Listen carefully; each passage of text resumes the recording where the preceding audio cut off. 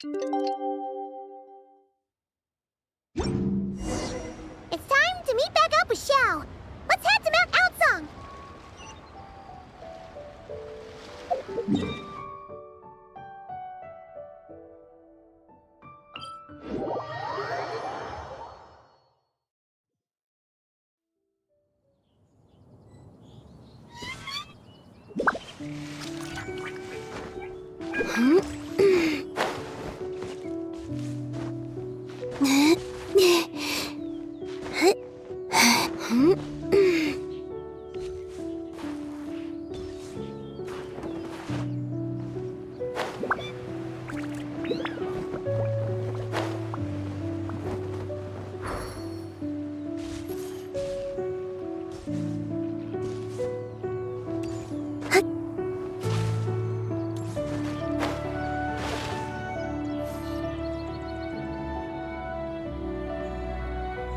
Xiao! Cloud Retainer! Madam Ping!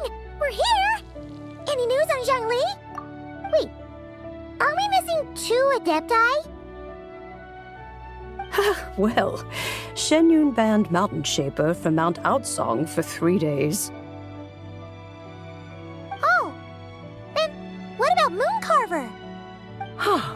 The scheme to plant mint in one's abode was one those 2 fools devised together? And when it comes to punishment, one does not discriminate. His banishment ends in 3 days as well. Wow, that's pretty harsh, Cloud Retainer. Let's get down to business. We have news of Rex Lapis. Huh? Isn't that... Yes, Rex Lapis's Geopillar. It descended from on high this morning. He must have sent it for a reason, but it does not respond to our touch. So, what does it mean? Is he in trouble? Not necessarily. It could be a message only a specific person is meant to receive. Traveler, you alone spoke to Rex Lapis before he left. Oh, so it must be for the Traveler. Give it a try.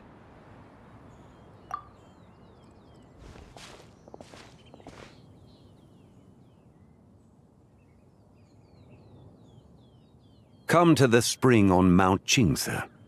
I have left an entrance for you.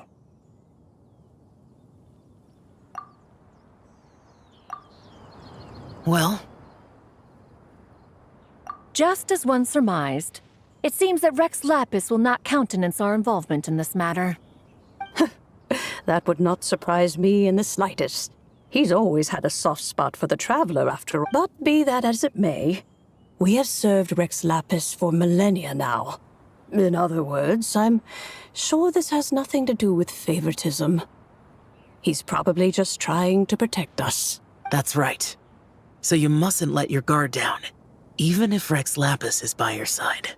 All right, let's get going. We'll try not to keep you all waiting.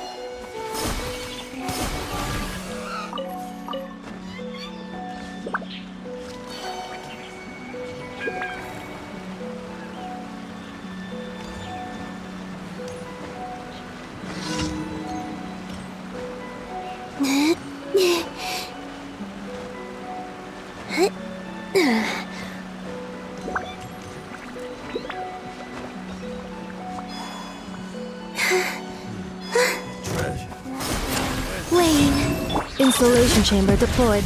Ultimatum protocol.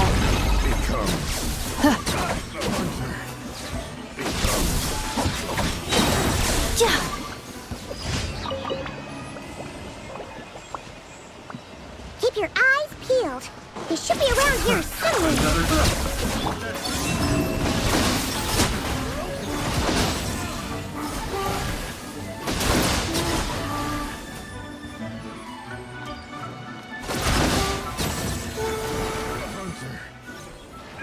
brings the hunt.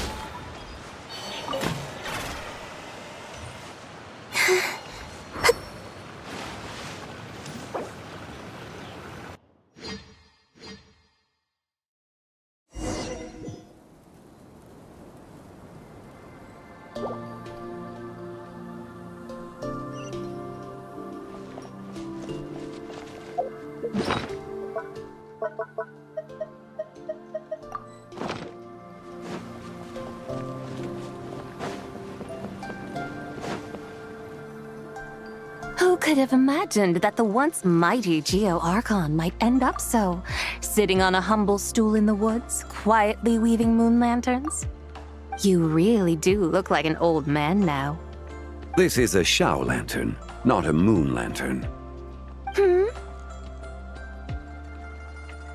In ages past, when the gods waged war and the world was in turmoil, these lanterns were lit to guide fallen warriors back to their homes.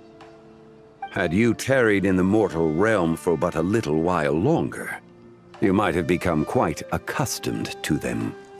Even so, it bears such a striking resemblance to the moon lanterns they used to offer up to the heavens.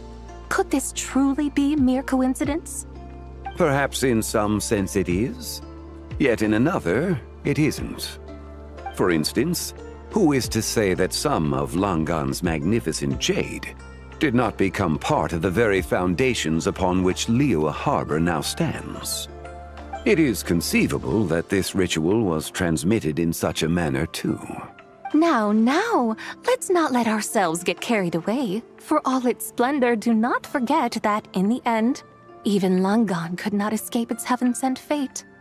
Alas, it is just a pity that the little creatures of this world may never again lift their eyes to the moon, even should misfortune befall them.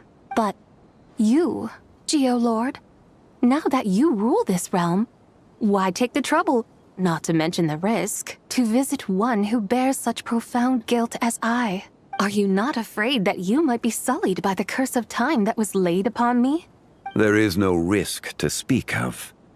At least, not in comparison to that which you took when you defied the heavens all that time ago.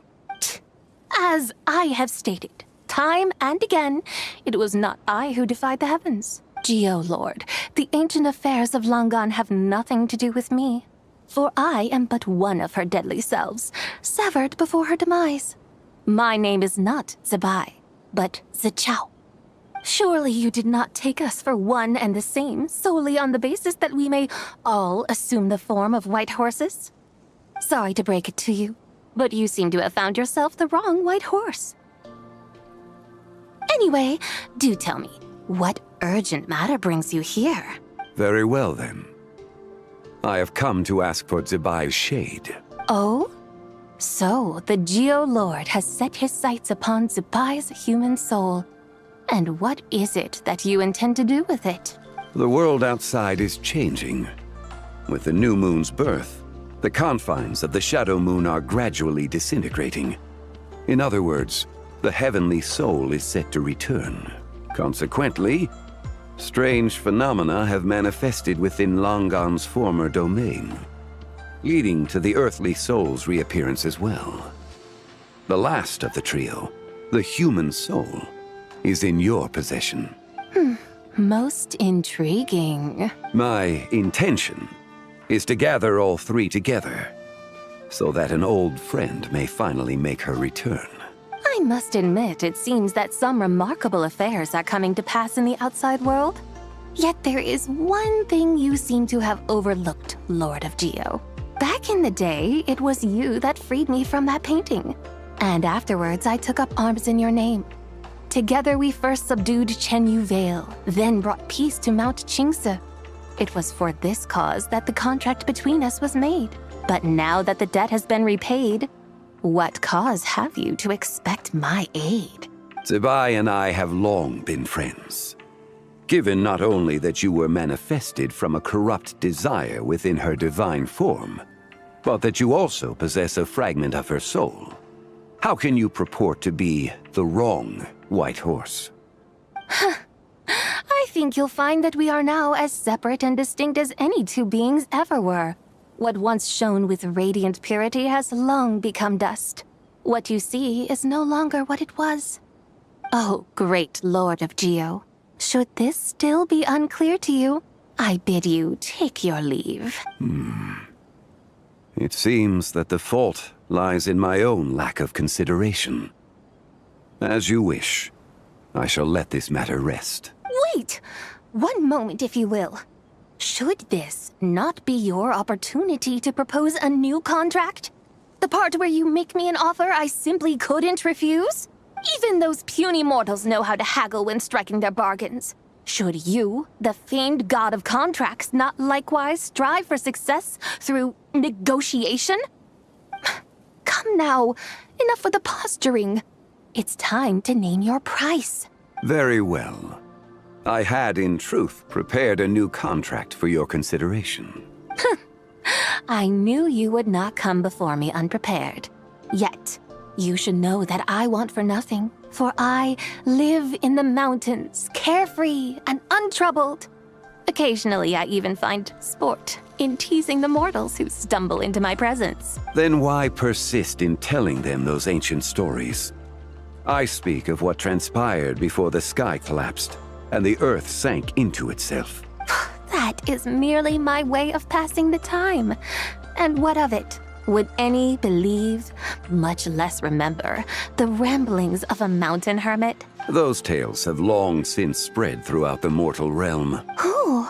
Should my words prove insufficient, I invite you to see the world for yourself. To this end, I have found you a pair of trusty guides. The lantern rite is presently underway in Liyue, and should prove quite intriguing for you. So this, then, is the contract you have prepared for me? Indeed it is. Think of it as a contract for a one-day festive excursion. Surely you do not hope to offer this in exchange for Tsubai's shade. The foundation of my very existence for a little excursion seems a little steep, wouldn't you say? Why not see for yourself? You can always decide afterwards. The final determination, of course, shall rest with you. Is that so? Then perhaps this deal might not be entirely off the table after all. Where then are these guides of which you speak? Hey, it's Zhongli! Oh, we've been looking for you everywhere. We thought you might have gone missing.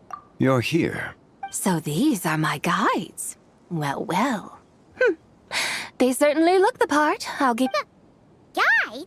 Oh, you poor innocent little creatures. The benevolent Lord of Geo has sold you to me, which means that for the rest of this day, you belong to me. Sold us to you? Just what have you gotten us into, Zhongli? The situation is not quite as dire as that would sound. I ask only that you accompany my Adeptus friend on a tour of Liyue. I would suspect that depends on how well you entertain me. Entertain you? Let us start with this Liyue harbor of which I have heard so much. Nowhere is quite so fascinating as a place teeming with little mortals. How come this Adeptus sounds so different from what Paimon imagined? Okay, we'll take care of it. Get ready to find out why they call Paimon the best travel guide in all of Tibet.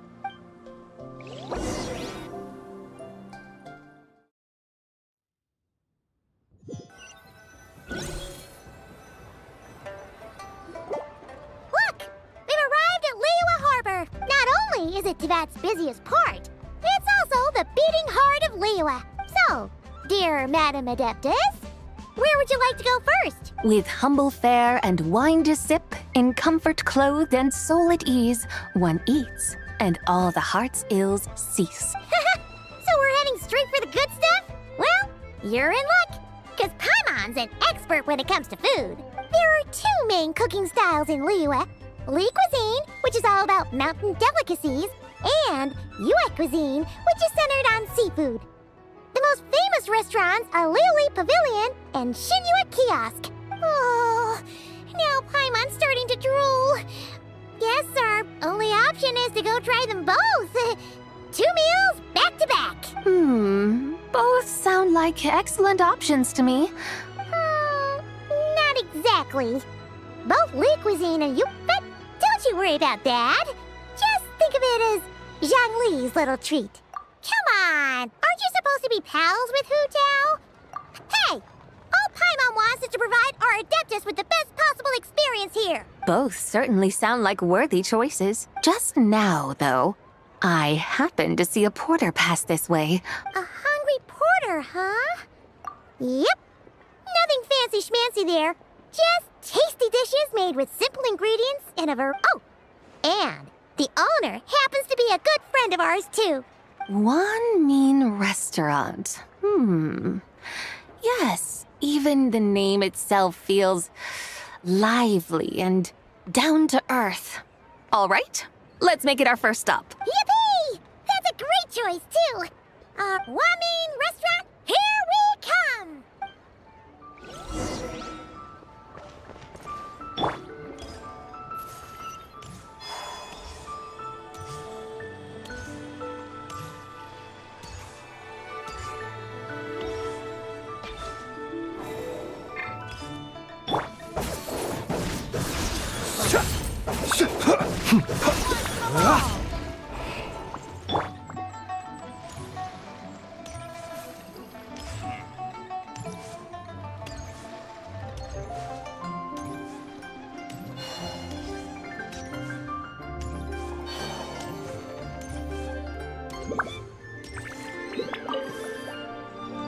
Liyue's got so much delicious food. No, wait. I need to take a picture. Traveler? Oh, that's fantastic. Sure. Any advice?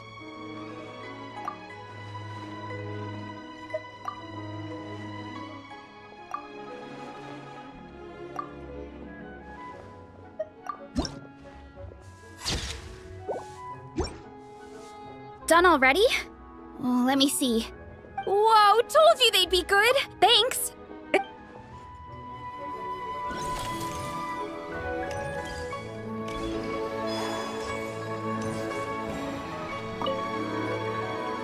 Oh, this is what I get for being... Traveler? Yeah, pretty rad. Oh, shit.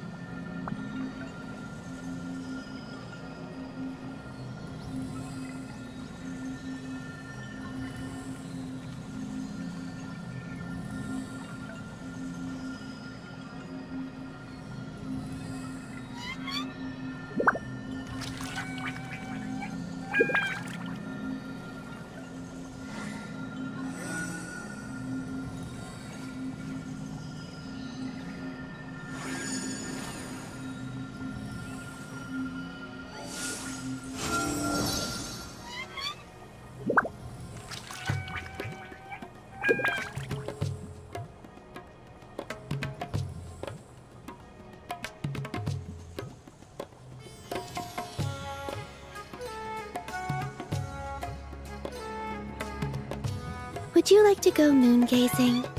You can sit in my rocking chair and admire the view. Or we could go to the moon and gaze down at Tefat. Whatever you prefer.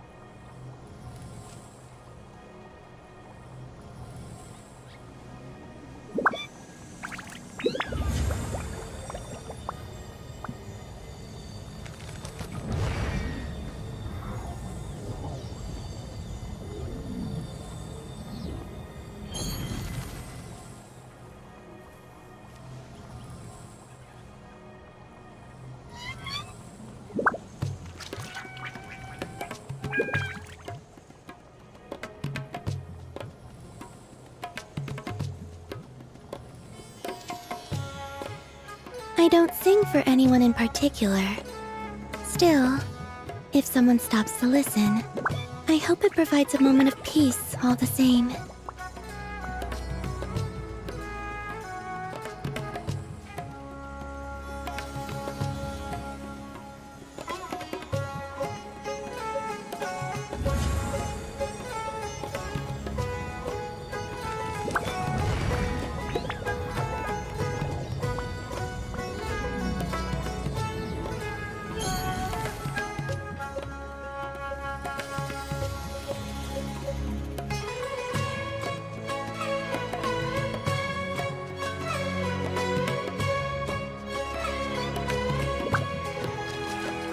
Would you like to go moon gazing?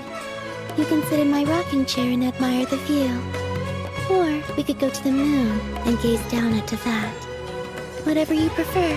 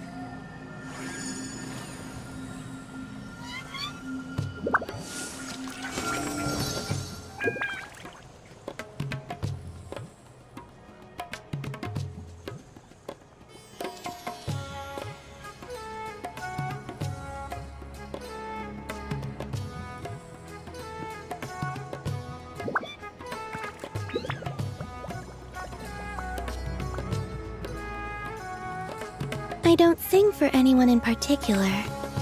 Still, if someone stops to listen, I hope it provides a moment of peace all the same.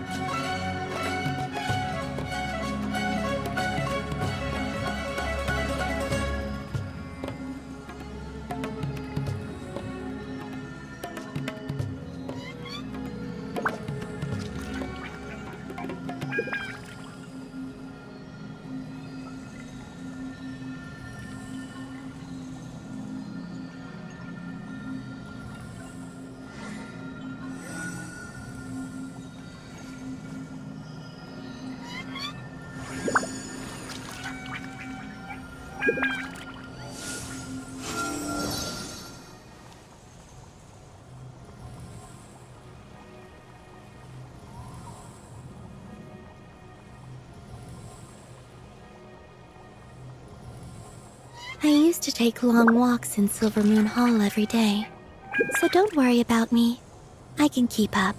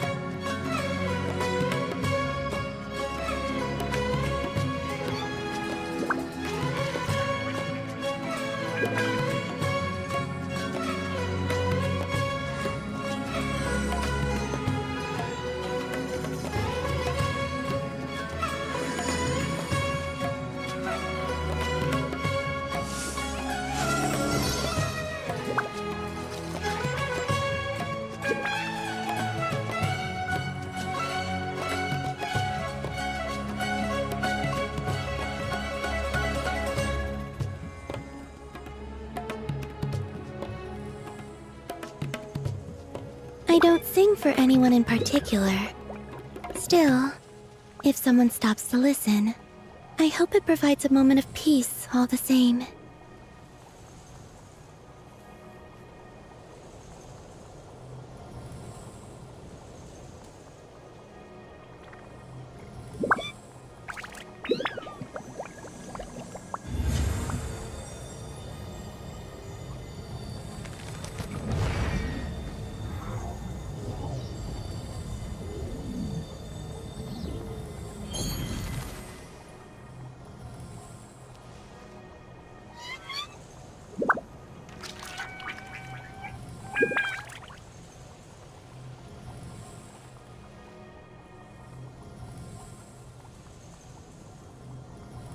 Would you like to go moon gazing? You can sit in my rocking chair and admire the view. Or we could go to the moon and gaze down at Tefat. Whatever you prefer.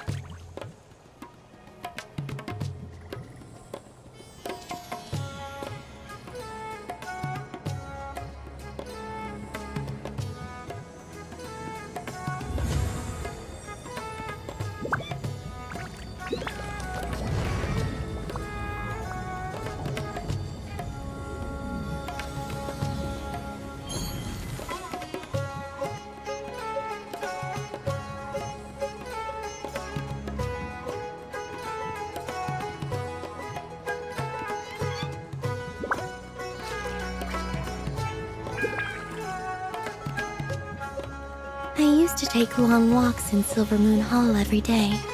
So don't worry about me. I can keep up.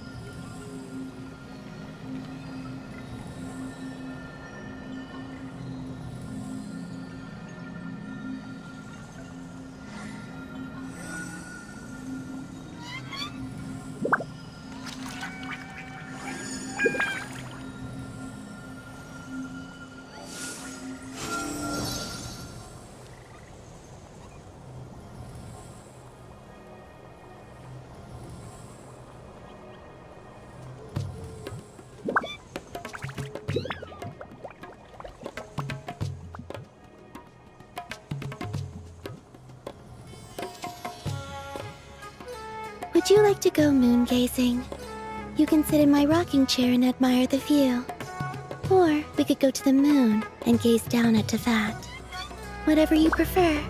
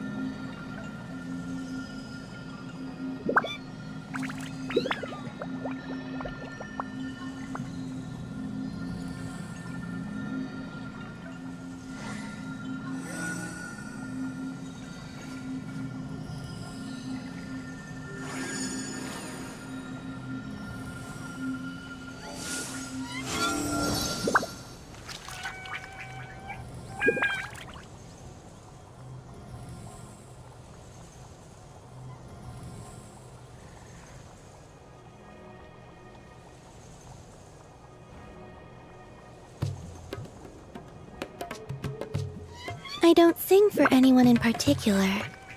Still, if someone stops to listen, I hope it provides a moment of peace all the same.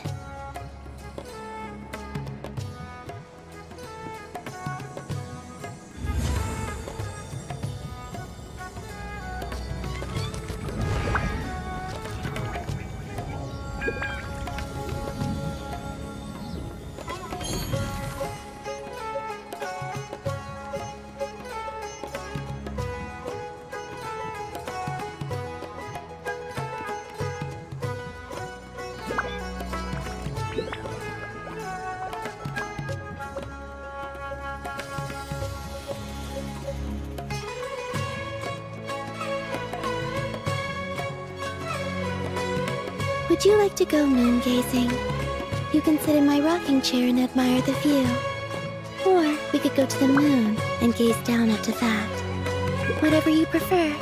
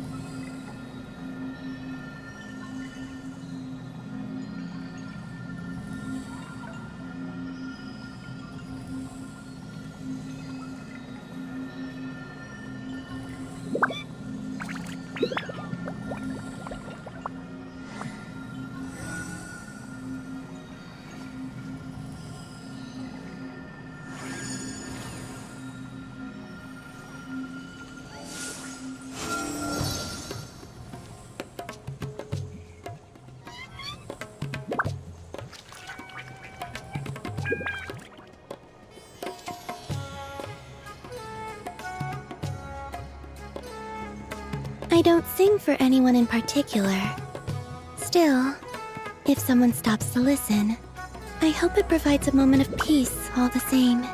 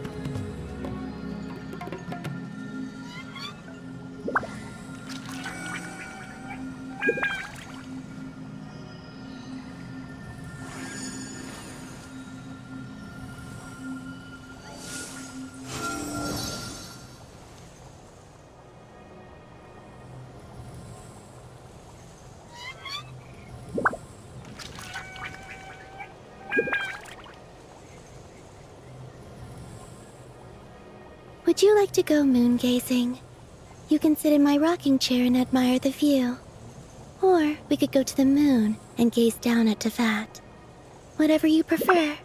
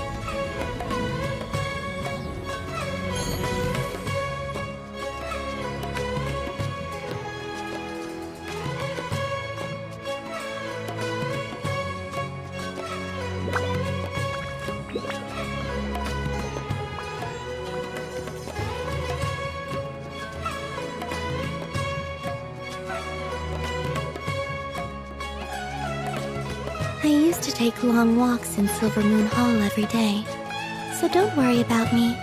I can keep up.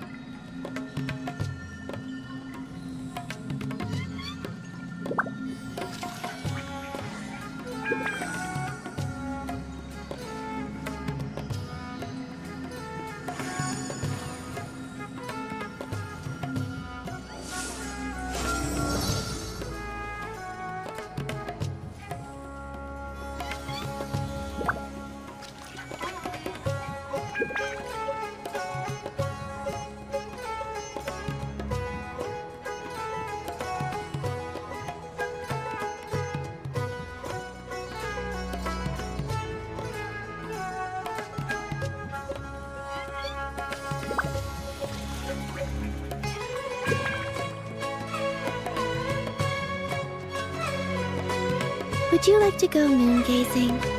You can sit in my rocking chair and admire the view. Or we could go to the moon and gaze down at that. Whatever you prefer.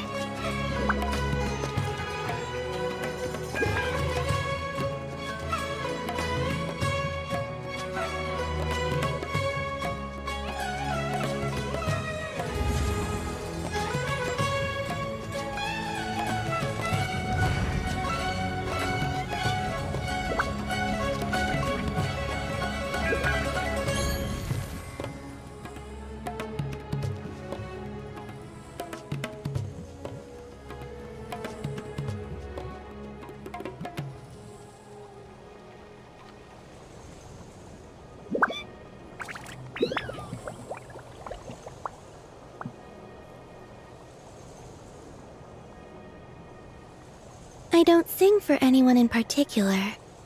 Still, if someone stops to listen, I hope it provides a moment of peace all the same.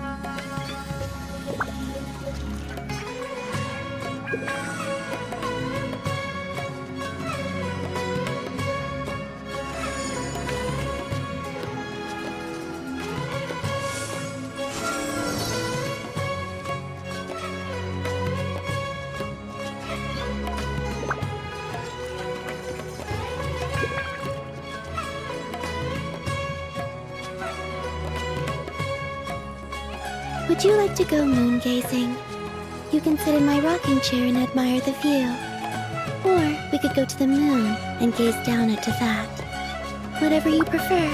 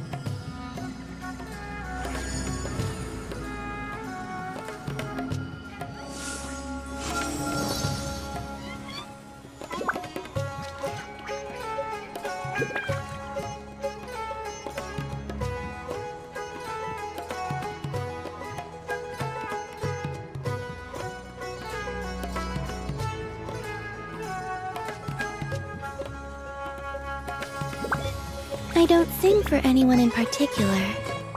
Still, if someone stops to listen, I hope it provides a moment of peace all the same.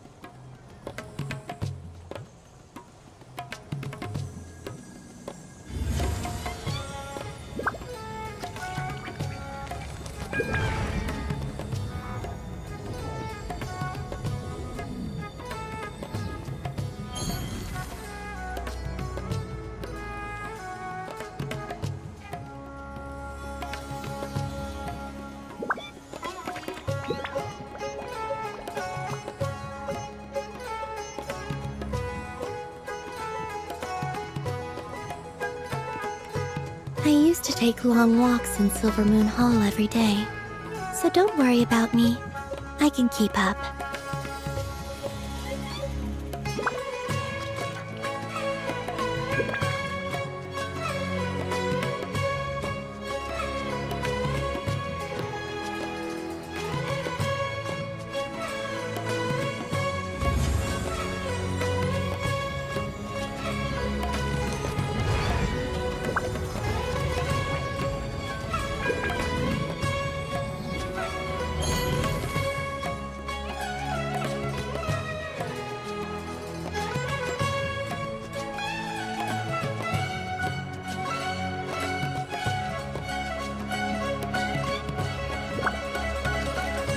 Would you like to go moon gazing? You can sit in my rocking chair and admire the view. Or we could go to the moon and gaze down at Tefat. Whatever you prefer.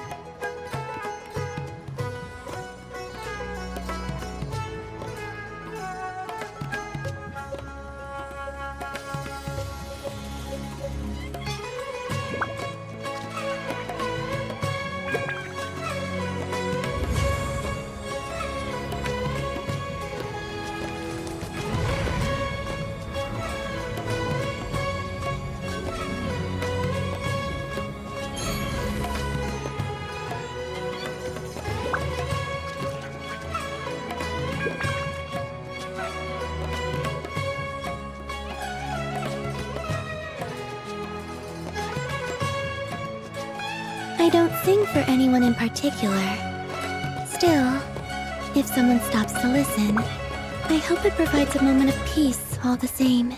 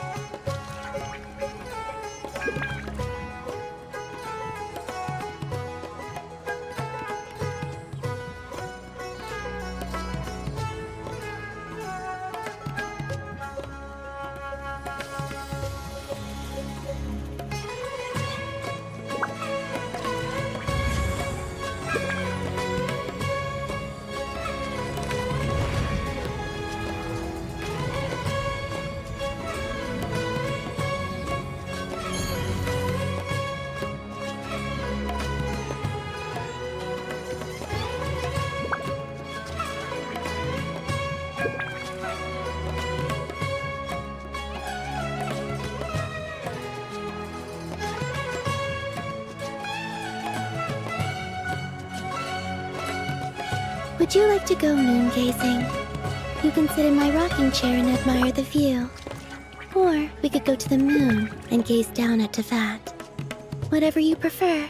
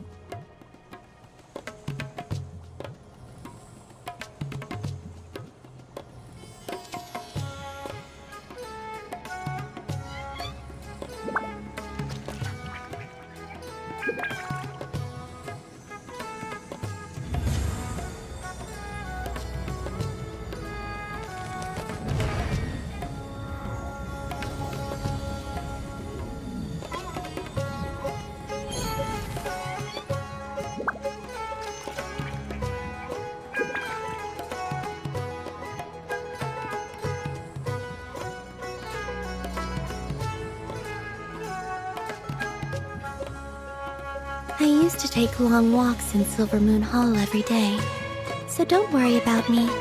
I can keep up.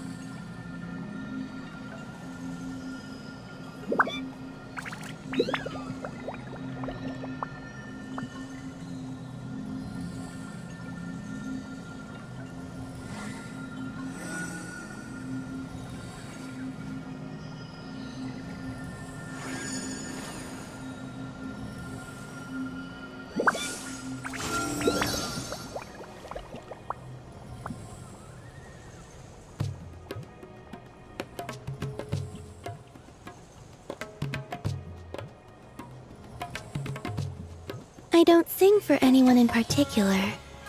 Still, if someone stops to listen, I hope it provides a moment of peace all the same.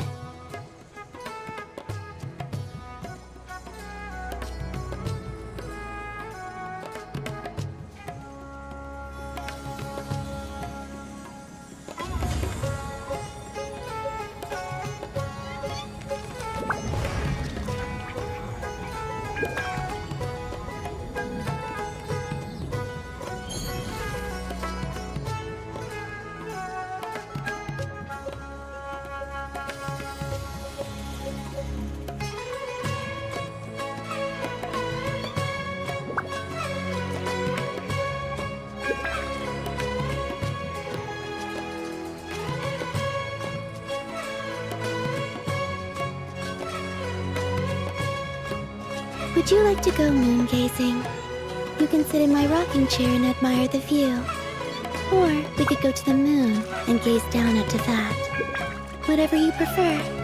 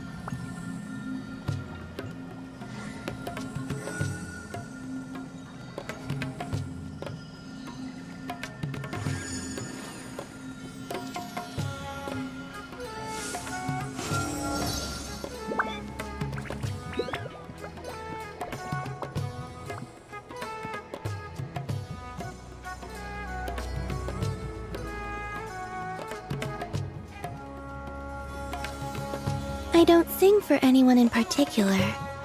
Still, if someone stops to listen, I hope it provides a moment of peace all the same.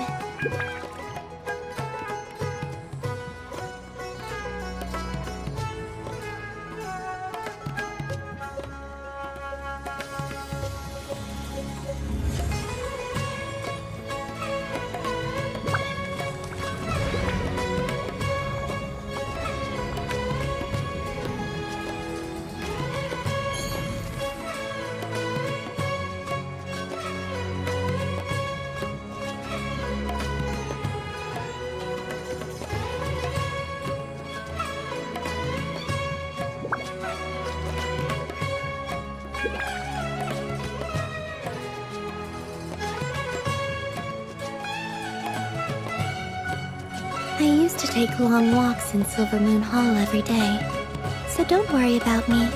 I can keep up.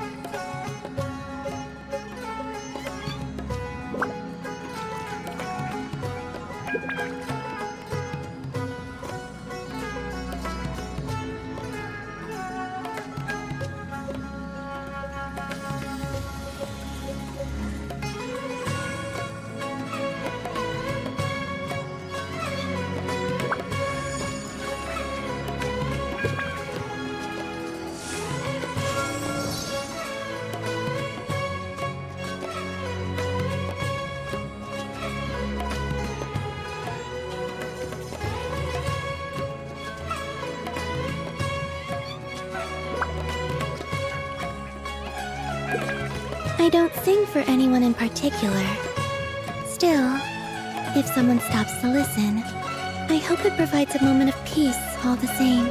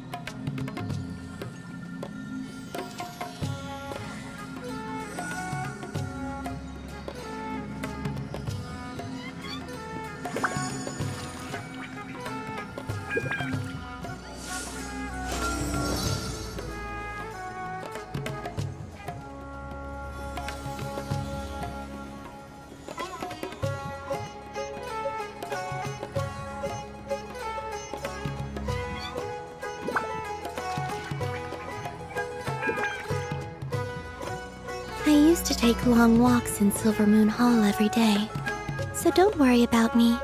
I can keep up.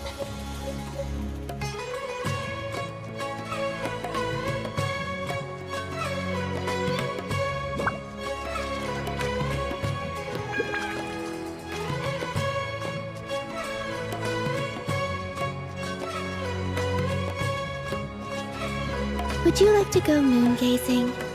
You can sit in my rocking chair and admire the view. Or we could go to the moon and gaze down at that. Whatever you prefer.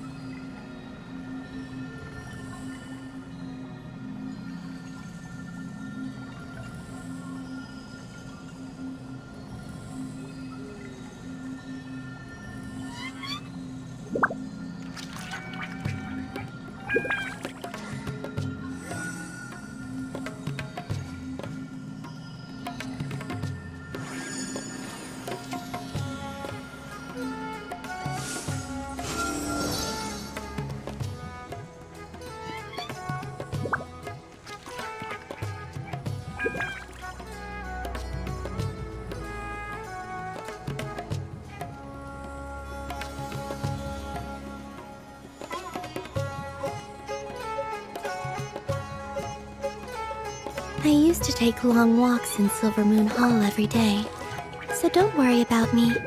I can keep up.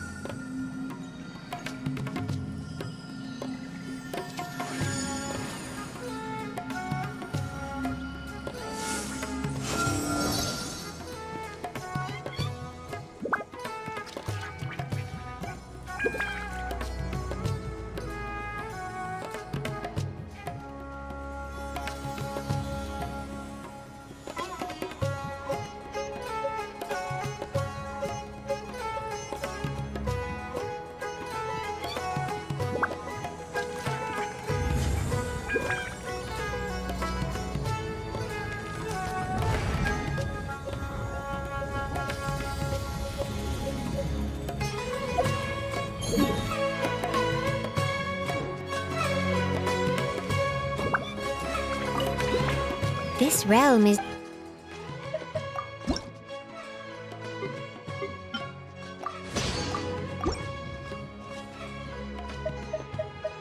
If you ever...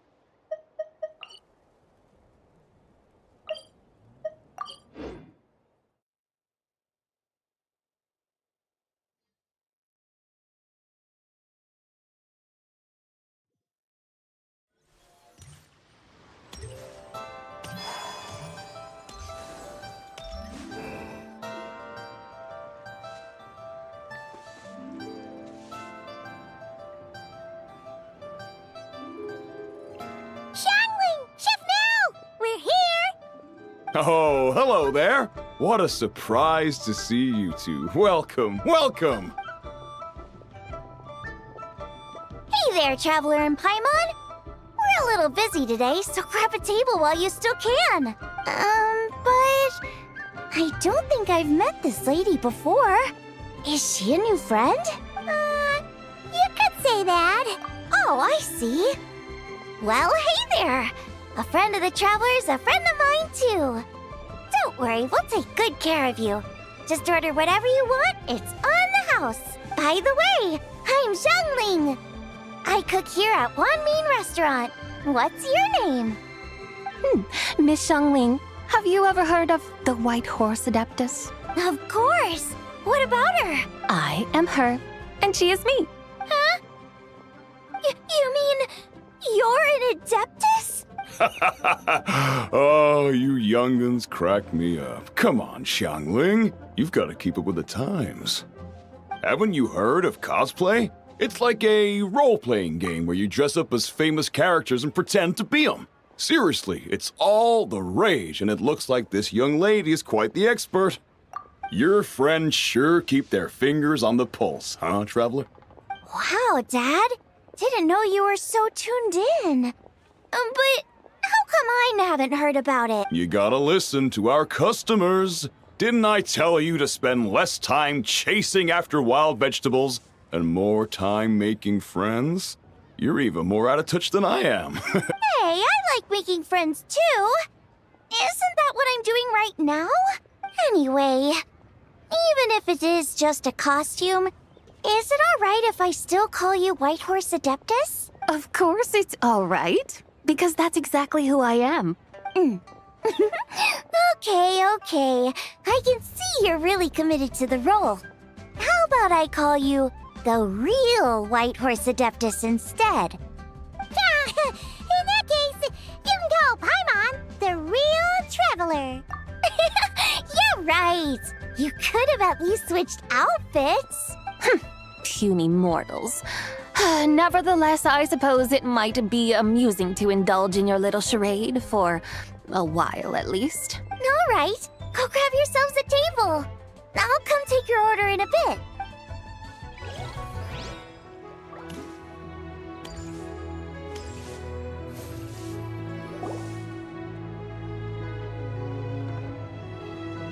Hello. May I ask if Miss Xiangling and Chef Mao are here? Yeah, they're just over there. Wait a sec. Aren't you? So, what would you like to... Huh? You're... Hello, Miss Xiangling. It's me, Lu Xiangxiang, the one who broke some stuff here at your restaurant a few days ago. I just wanted you to know how sorry I am. I honestly don't know what came over me. Please forgive me. Oh, it's you. You really gave me a fright that day, young lady. You didn't actually get food poisoning from our black-back perch stew, right?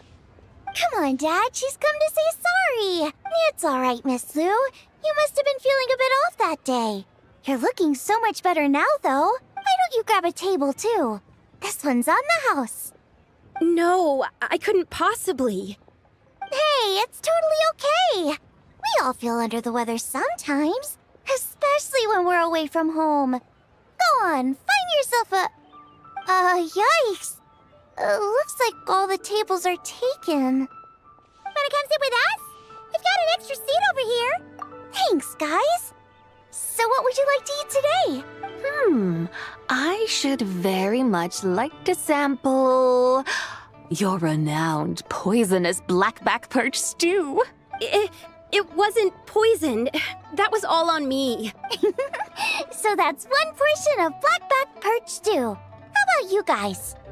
Paimon wants... sure thing. Looks like Paimon's having trouble making up her mind. Let me think. Well, since the blackback perch stew is on the spicier side, I guess it makes sense to balance it out with a serving of stir-fried shrimp. And since it's Lantern Rite season, you better try out the triple-layered consommé and come and get it too. Those are our seasonal specialties. As for the carbs, since we've got a full table, how about some right at home? Along with our special chili mince cornbread buns. Trust me, you won't be disappointed. Then for dessert, I'll whip you up some Lucky Snow Delight. I just came up with it a few days ago, and I can't wait for you to try it. Wow! Sounds like quite the feast! Looks like Paimon's in luck today! Am I the only one who thinks that's way too much? Not at all. Don't worry, I know what I'm doing. And to top it all off, our star dish, Adeptus Temptation. You should know that we don't often serve this here at Wan Min Restaurant. But since this is my first time cooking for the White Horse Adeptus, I'm pulling out all the stops. Okie dokie, just sit back and relax. I'll have your dishes out in no time. Hold on. Did I just hear Miss Xiangling mention the White Horse Adeptus? You did indeed. And you're looking right at her. That's a joke, by the way. She's cosplaying. Oh, I see. Phew, almost believed you there for a moment. Tell me, little one, what business might you have with the White Horse Adeptus? It's a long story.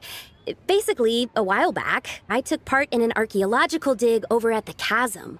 While we were there, we discovered a number of relics. Our findings show that they date back to the era of Long Gone, an ancient nation whose people are said to have been the ancestors of some of the modern-day inhabitants of Chenyu Vale. And why might such matters concern the White Horse Adeptus? Because some of those relics not only seem to contain textual references to her, but even depictions of what she looked like. There have long been legends claiming that the White Horse Adeptus was a deity of that era, but there are plenty of other theories out there too. If I could just locate some more detailed records, I'm sure we'd be able to find out so much more. So you're into history?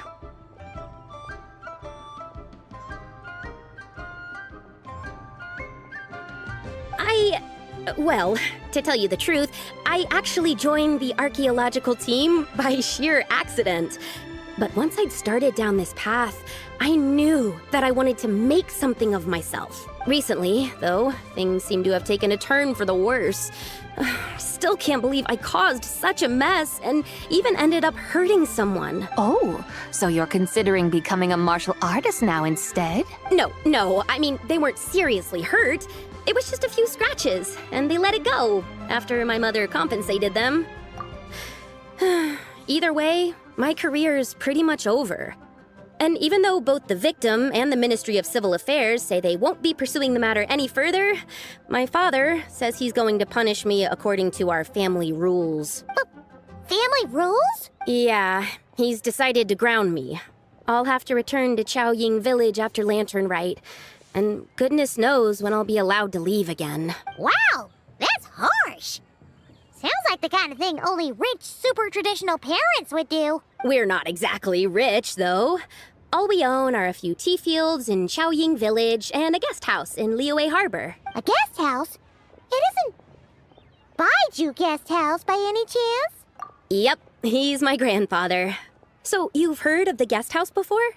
Small world, huh? Come to think of it, didn't Boss Lu mention something about hoping that the White Horse Adeptus would show up and let her divine power be known? Sure, but Paimon's guessing this wasn't exactly what he had in mind. Little one, it sounds to me that your family is rather well off after all. What then drew you to archaeology? Why subject yourself to such unnecessary hardships? Even if I stayed at home, there's no guarantee I'd lead a nice, easy life. Just look at my father. Recently, my grandfather put him in charge of the guest house, and he came up with a bunch of ideas right away, starting with changing its name. That didn't turn out well, though. My grandfather yelled at him for days, even calling him a bad son, and they still haven't let it go. Oh, Paimon thinks we might have heard about that too. Long story short, being dependent on others is never fun. You just end up being completely under their thumb. That's why I want to make it on my own out here, no matter how hard it is. After all, as the saying goes, to rise above others, one must endure the hardest of hardships. What's so funny about that?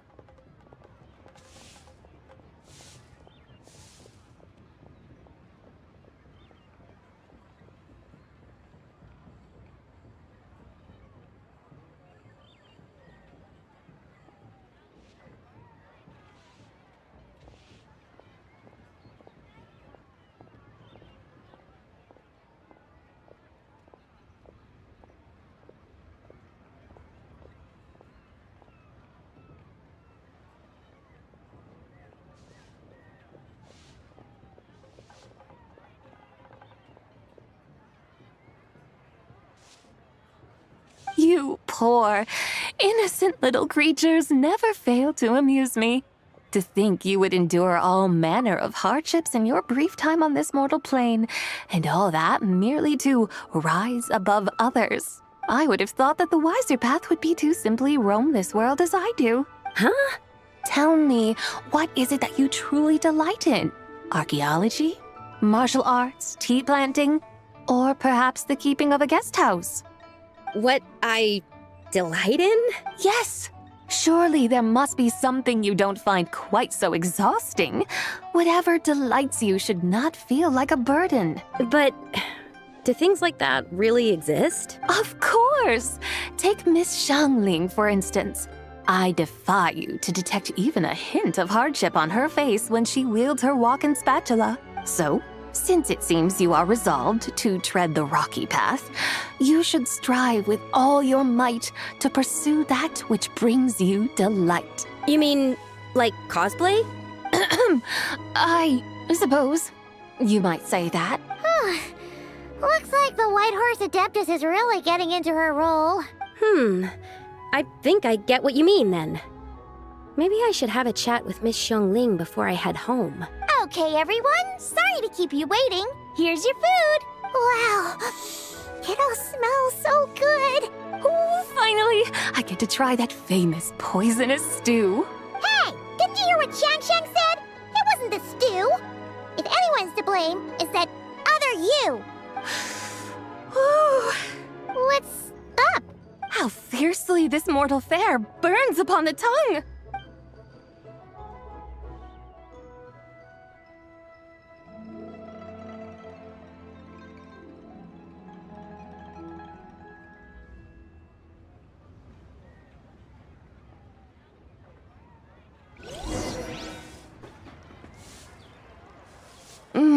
Most satisfying as poisonous stews go. So, where to now? Time, I think, to seek out some diversion? Oh, there's plenty of entertainment options in Liyue. Paimon will tell you that.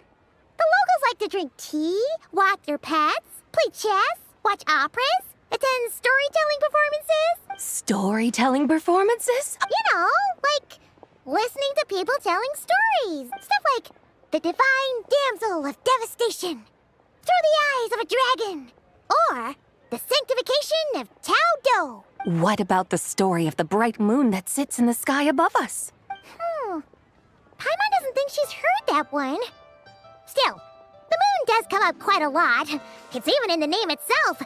The Yue in Liyue actually means moon. Since we're on the subject, you like telling stories yourself, right? Why don't we go check it out? In that case, I'll have to trouble the two of you to lead the way. Awesome! Let's go! Third round knockout, here we come!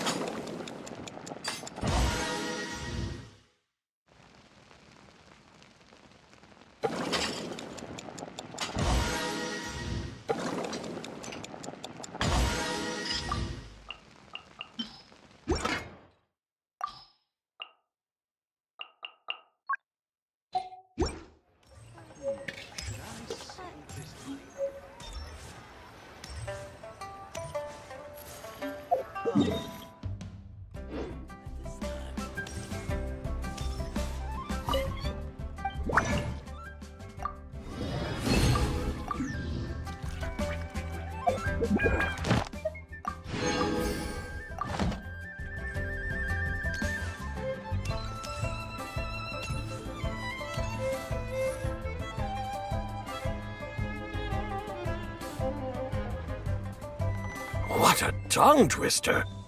I'd have made a complete fool of myself if I tried to say it on stage without practicing it first. Huh. Call yourself Iron Tongue, Tien. Wobbly Tongue, Tien, more like.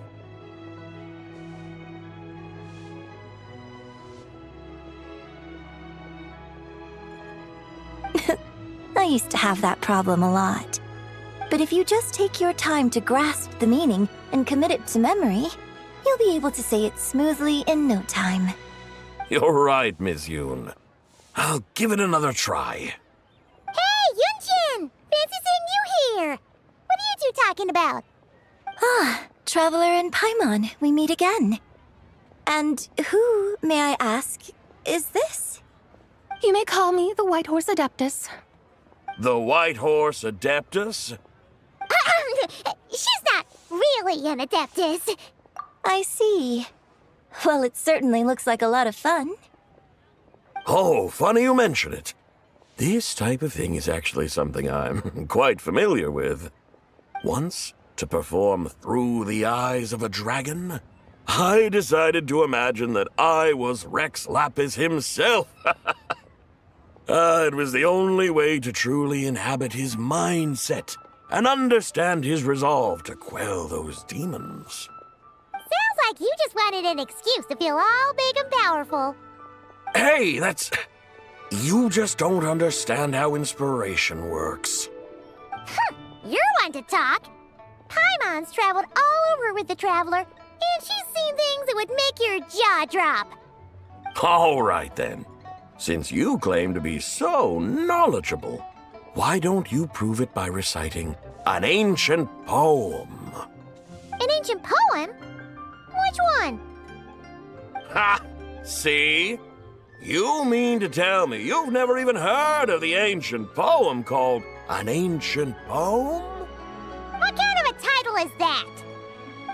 Quit teasing, Paimon. We only just found out about that ourselves. He's talking about the writing on those ancient relics. When we first saw it, we couldn't figure out what it all meant. So in the meantime, we decided to just refer to it as an ancient poem. However, thanks to the painstaking work of the scholars who were tasked with decoding it, it seems like that's exactly what it was.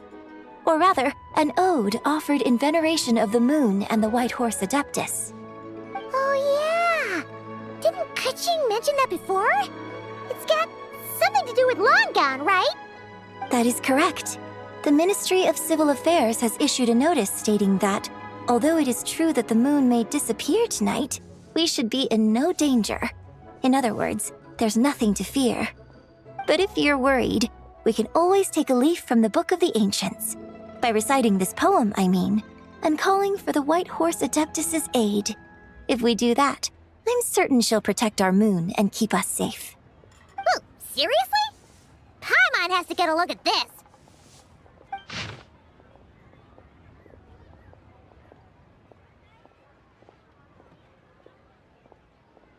Under moon eternal, in radiant night, a maiden grants silk, soft and light?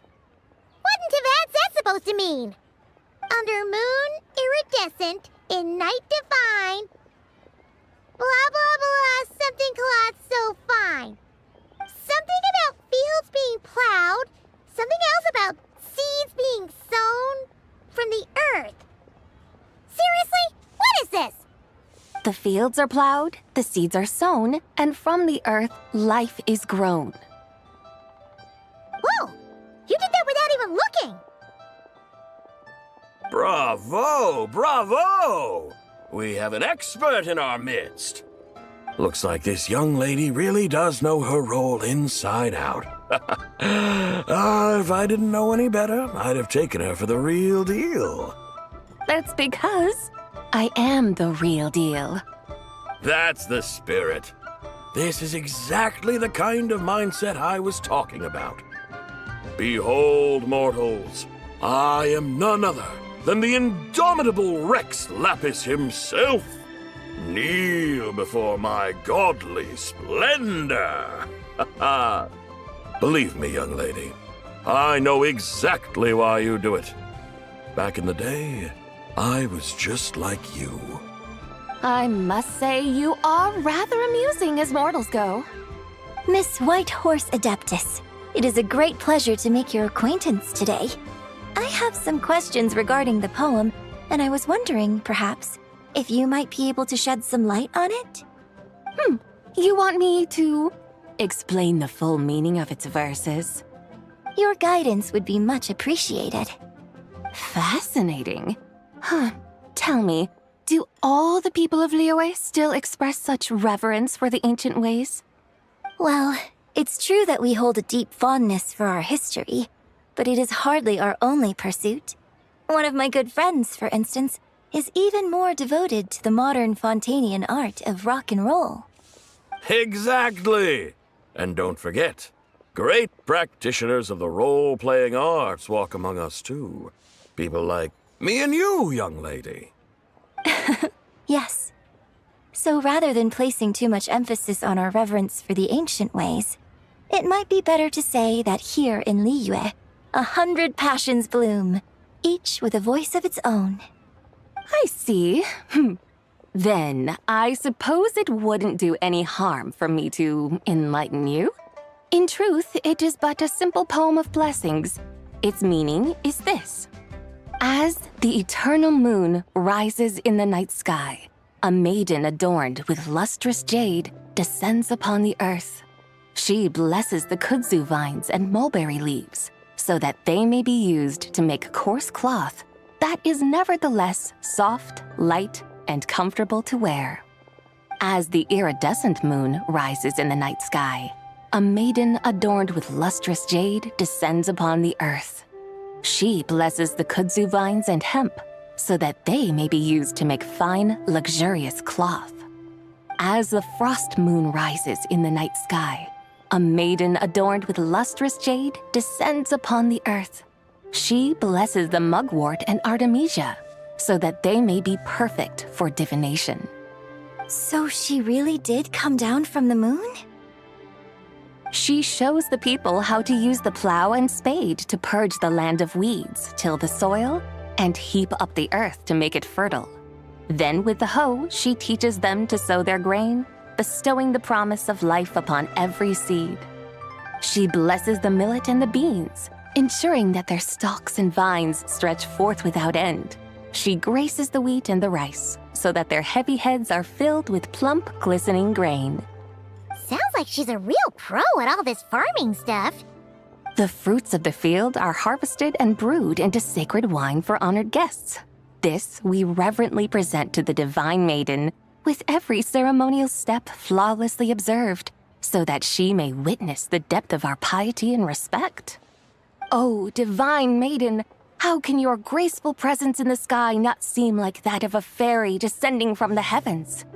Oh, divine maiden, how does your pure and radiant form not resemble the guardian spirit of our land? I send my heart's desire, ascending to the heavens, beseeching you to grant us good fortune and blessings in the coming year. Huh? So, that's what it's supposed to mean? I find myself speechless, moved beyond the power of words to convey.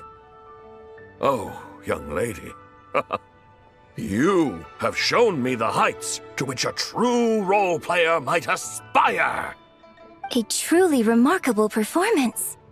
I did not anticipate that anyone could unravel this poem with such depth and clarity, and so soon after the Ministry of Civil Affairs notice, too.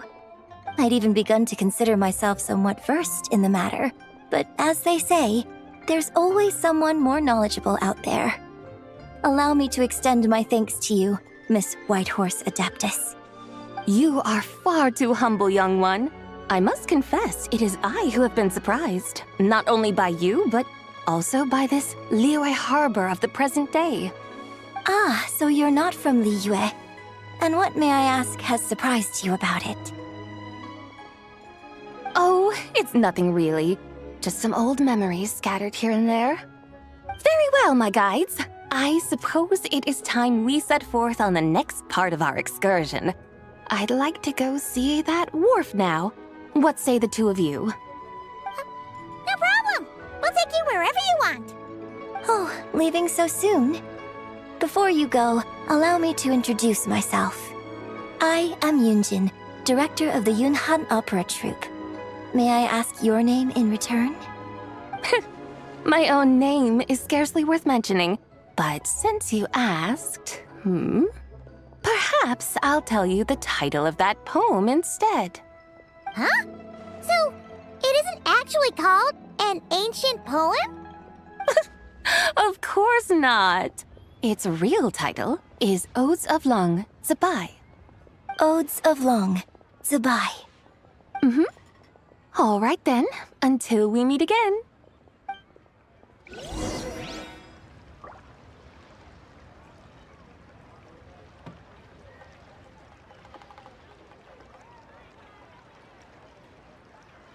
Oh there. Come and see these rare and precious curios. Listen, let me tell you how it is.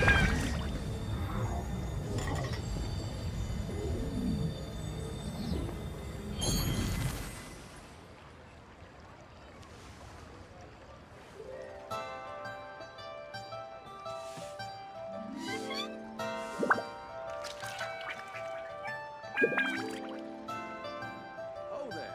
Come and see these. I don't sing for anyone in particular. Still, if someone stops to listen, I hope it provides a moment of peace all the same.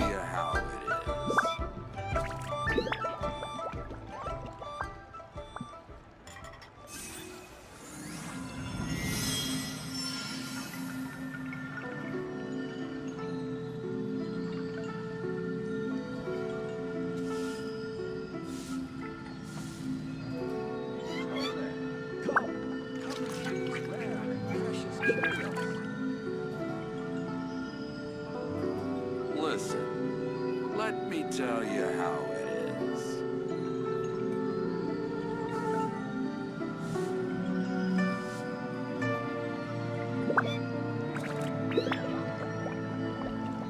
me tell you how it is.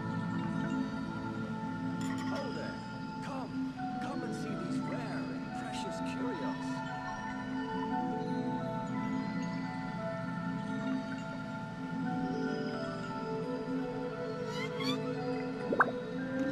Listen, let me tell you how it is.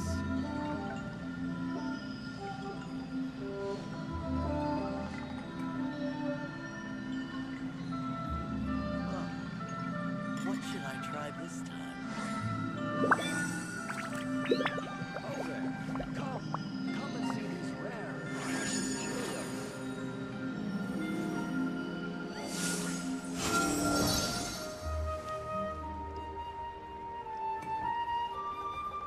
Listen, let me tell you how it is.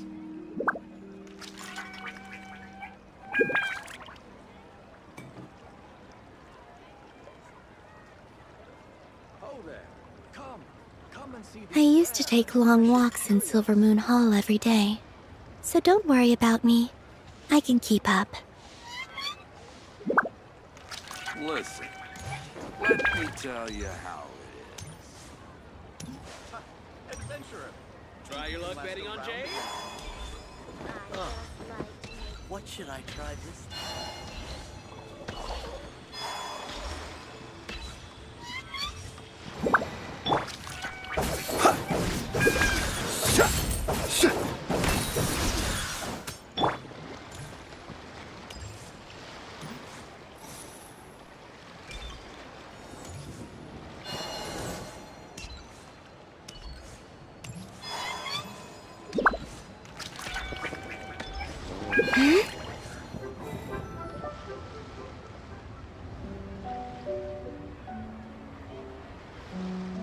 Ganyu! I almost forgot to mention. On my recent trip to Nodcry, I came across something really fascinating in the Frost Moon Scion's library. I found records in their collection of another divine envoy living on the moon. A divine envoy on the moon? You don't think it could have been referring to the White Horse Adeptus too, do you? No way to say for sure. Still, the similarities between our legends are intriguing, to say the least. Isn't it amazing? Especially when you consider how far apart we are. It truly is. We might live in different lands, but when we look up at the night sky, we all see the same moon and stars. Right? It's like we're all bound together, no matter where we are. When you think of it like that, it's almost as if our friends from other nations will be right here celebrating with us. Isn't that a wonderful thought? No wonder you were so excited to go see the giant lantern when you first got back. Sounds like you're a real fan of the White Horse Adeptus, huh? I guess you could say that. Just a pity she's so elusive. Even Granny's never met her, you know? Maybe she really is just a legend after all. Hey, Yanfei and Ganyu! Trust, Paimon. The White Horse Adeptus is as real can be. Huh? Oh, look! It's the Traveler and Paimon! Feels like I haven't seen you two in, like, forever.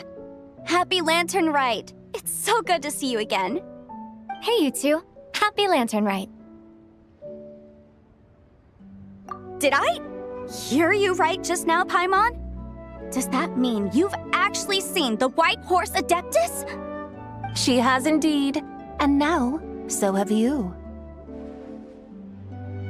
Huh? And you are? Why, who else? The White Horse Adeptus, of course. Could you maybe start with something else next time? You're the White Horse Adeptus?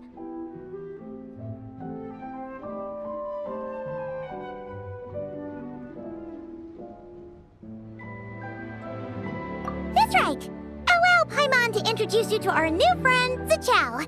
She's been low-key obsessed with cosplaying the White Horse Adeptus ever since we met her. I see. Well then, greetings, Miss Zichao. My name is Yanfei, and recently I've been low-key obsessed with learning everything I can about the White Horse Adeptus. I'm sure the two of you will get along like a house on fire. Oh, and by the way, I'm Ganyu. So, Miss Zichao, you must be here to see the giant lantern too, right? A horse-shaped Zhao lantern? Is that what I think it is? That's right. A lantern made to honor the White Horse Adeptus herself. Isn't it gorgeous? Huh? What are you laughing at? Both the lantern and myself. What do you mean? Oh, this lantern truly is an artistic masterpiece. But tell me this, have any of you ever seen a horse before?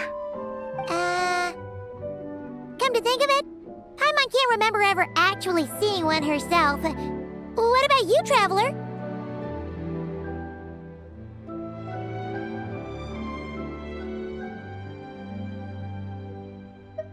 Oh, this horse appears to be mid-trot, but it has adopted what is called a lateral gait, where the legs on one side of the body move together in unison. A rather rare sight indeed. Just now, I suddenly pictured myself, I mean, the White Horse Adeptus running the same way. The image was so absurd, I could barely contain my mirth. Oh, really? I never knew that. You learn something every day, huh? Oh, come on! It's basically a giant piece of fan art! Who cares if it's different than the original?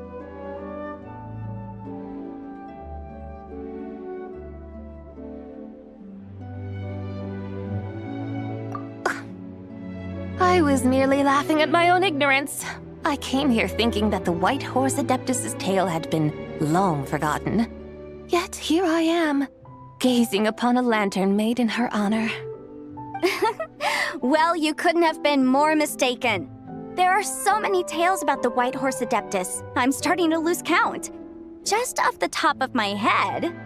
Just so you know, Yembe, we've heard it all like a million times before. Aha! But there's one thing I can guarantee that you haven't. Huh?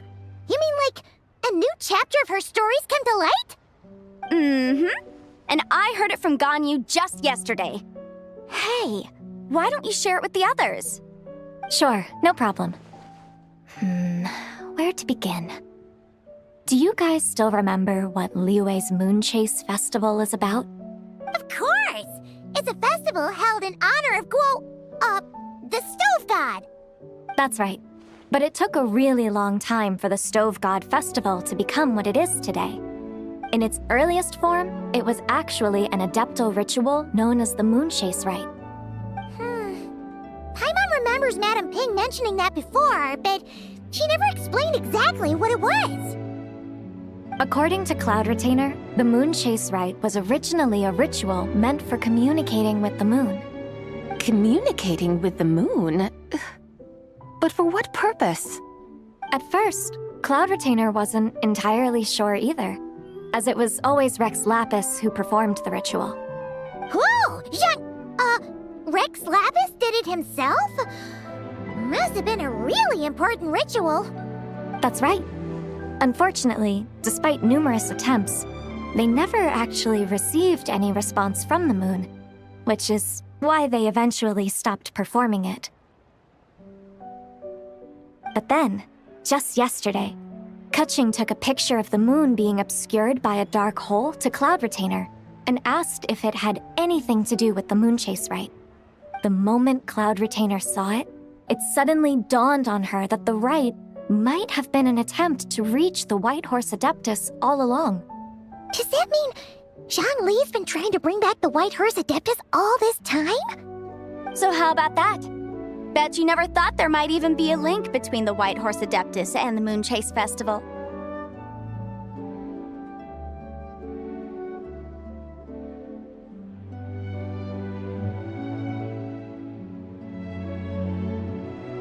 If Kaching hadn't taken that picture to Cloud Retainer, we would never have known any of this. This is probably what Kaching was referring to that day when she mentioned there were some ideas she wanted to follow up on. So, Geo Archon. All this time, you've been striving to awaken her. Huh? What do you mean, awaken? Nothing. What I truly meant to say was, this new insight you've provided has been truly eye-opening. Oh, by the way, my trusty guides, I've been meaning to ask, where in Liyue Harbor might one enjoy an expansive scenic view? Huh? We're off to the next stop already? But Paimon's barely done digesting that lore bomb just now. All the more reason to find the right spot to let it sink in. Oh, so that's what you're up to. A tour of Liyue Harbor? In that case, if you're looking for a spot with a panoramic view, I'd recommend Yujing Terrace. That's a great idea.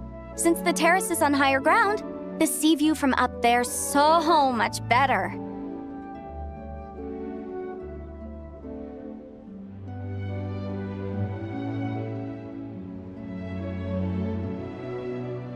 Great! Well, the lantern ride's about to start, so we should get back to Granny's now. Hope to see you all at the festival tonight. Oh, you're off too? All right then. See you both soon. See you soon.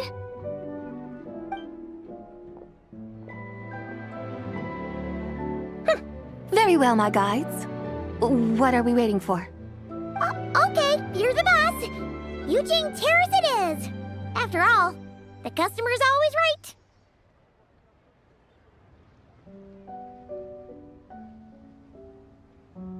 Something else you needed to do? Oh, Paimon likes that idea. And what, may I ask, is a photo?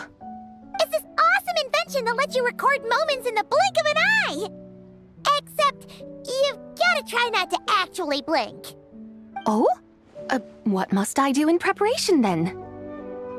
Nothing. All you gotta do is choose a pose. The Traveler will handle everything else.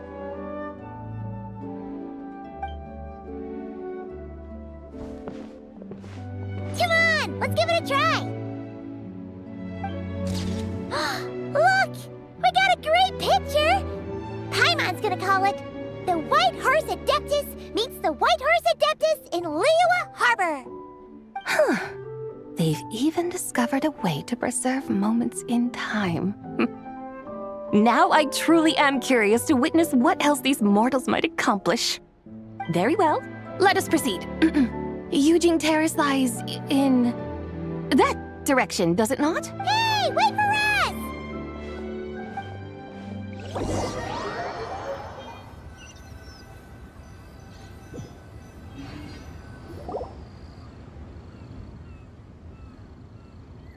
Truly a marvelous view if ever there was one. It seems the charm of this Liyue Harbor is only heightened by the sun's dying light. And soon, people will start releasing their shell lanterns to mark the most important day of the year. Practically everyone will be with their friends and family, eating a big meal, chatting, and even setting off fireworks. Trust Paimon, it'll look even more amazing then. No need. Let us bring this weary day to a close. Weary day? You mean you didn't enjoy your tour? I had imagined you would arrange for me to witness some grand spectacle. Perhaps the descent of divine beings, the manifestation of the sacred before mortal eyes, or the appearance of a selfless hero come to aid the helpless and downtrodden. Or, should that not come to pass, then at the very least spend a little more coin. For that, it seems, is how one finds true enjoyment. Alas, but there was none of these. Instead, we merely filled our bellies, listened to tales, and gazed upon a crude imitation of my likeness. And now the sun begins its descent. What a day of quiet tedium. Well, we're so sorry. If we'd known that was what you wanted, we'd have done it all differently. It's all that Zhang Li's fault for not making the customer's requirements clear. Well, it's too late now. Do you still believe I would part with that soul fragment, now so intertwined with my very being? But...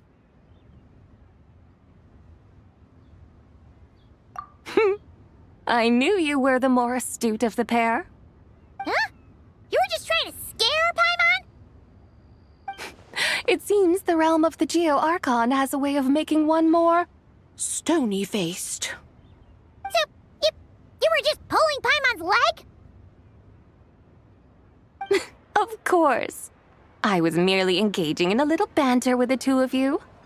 Long ago, I shared tales with various mortals who chanced upon my mountain abode. Never did I imagine that those stories would endure. It seems I greatly underestimated them. Perhaps, as your Geolord said, a few pieces of ancient Langan's magnificent jade have truly become part of the very foundation of this land. So, you've decided to help us? Again, that goes without saying. I made up my mind some time ago now.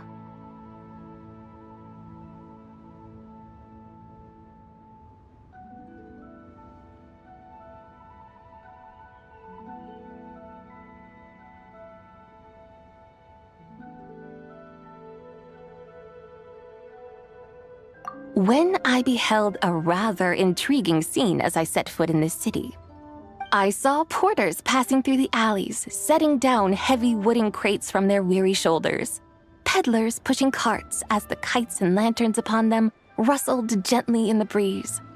I saw cooks cooking, actors acting, scholars reading, soldiers marching, children playing, elders resting, officials officiating, and the common folk absorbed in this or that, reveling in the simple joys of life. Some, it seems, have already found that which stirs their hearts, while others continue to fret, troubled by uncertain futures. Yet, in this gentle and serene order, each holds fast to their anticipation, not only for the celebrations to come, but also for the first light of the morrow. Scenes I once yearned to behold now unfold before me, no longer in Langan, but in Liyue Harbor, thousands of years on. How wondrous is this mortal realm!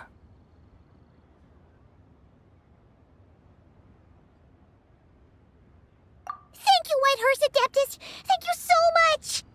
Adeptus, Adepti, perhaps the singular art in which we are truly proficient is that of sequestering ourselves within the high mountains. But once we leave our mountain refuge, we find ourselves drawn back to mortal ways all the same. So, it is I who should offer my thanks to the two of you. Traveler, Paimon, you have made this day more delightful than any I've known in a long, long time. Come now, and take what it is you need. You mean, like, right now? But don't you think we should wait for Zhangli? That won't be necessary. All things shall meet again in their time, for the waters know no rest, and the flowers their appointed season. One need not fear that life is but a journey of goodbyes.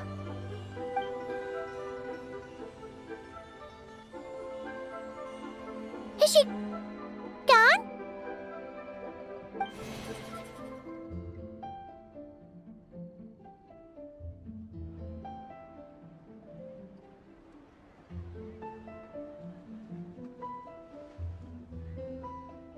Yes, she's gone. A deadly self is formed from the body's impure vapors, so naturally it cannot survive long in this world. Had it not been sustained by the remnant of Zibai's soul, it would have faded away a long time past. Now that the remnant is gone, it has severed its ties to the mortal world. Zhangli! When did you get here? A while ago. Paimon would have thought you'd at least want to say goodbye. Though mountains endure, the ceaseless waters will, at last, wear away their sharp edges. Thus must I meet the marks wrought upon her by the ruler of time with great caution. It may be goodbye for now, but someday we will meet again. Really? And when might that be? Who can say for sure? Years and years from now, perhaps. Or maybe tonight, at the Lantern Rite. Are you saying that if the Whitehorse Adeptus were to be resurrected, she'd still have the memory? We will find out soon enough.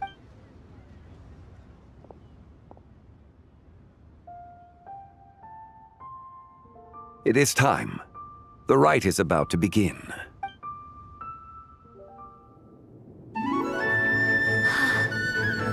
The rite is about to begin. Is the moon really gonna disappear? Got your lanterns ready, everyone? All set. Might be about time to put eyes to the sky. Wouldn't you say, Tianchuan? Look!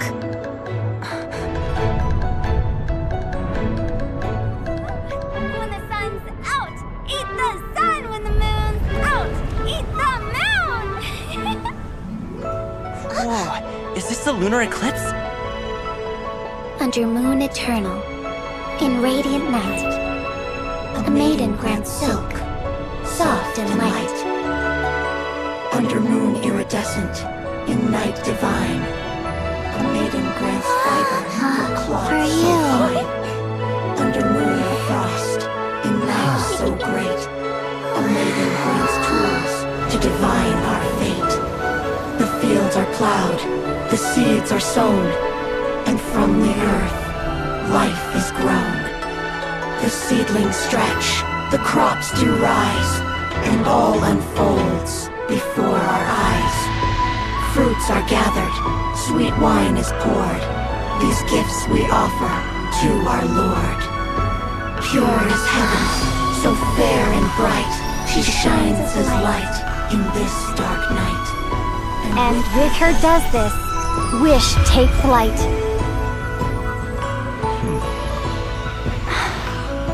Devoted soul, scattered and unbound, let this lantern guide you home. By its light be found.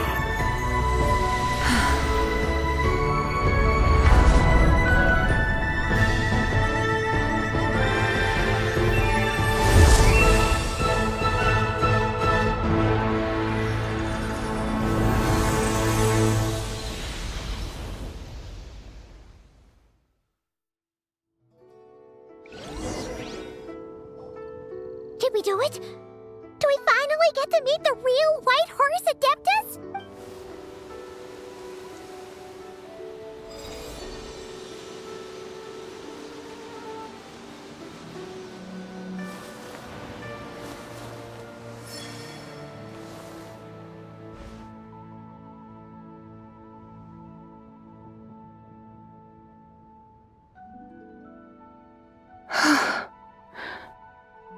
This place. Where am I? A familiar land, now known by the name of Liyue. Liyue? The peaks adorn the clouded moon. Then, who might you be? Oh no! She seems to have lost all her memories after all. And those countless lights in the sky. What are they? These lights, each like a dwelling in glad accord, usher in this day of joyous rebirth. And whose rebirth might that be? That of my old friend, Zibai. Zibai? Yeah, that's you! Don't you remember anything at all? That's... me? Oh, yes. The envoy of the Lunar Palace. My name is Zibai, indeed. Then you must be...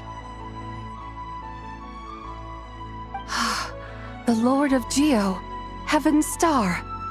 Many years have passed since we last saw one another. Zibai, my friend, welcome home. Home? But why does this place, this Liyue, feel at once so strange and yet so familiar? Who you are? Who are you? Ah, yes, I remember now. You are that treasure-hunting damsel, the one stricken by the poisonous fish stew. How goes your quest for treasure? You must have achieved both fame and fortune by now, I trust. Hey, you've got it all wrong! You're talking about Lu Xiangxiang. And how many times do we have to tell you? She wasn't poisoned! Sheesh!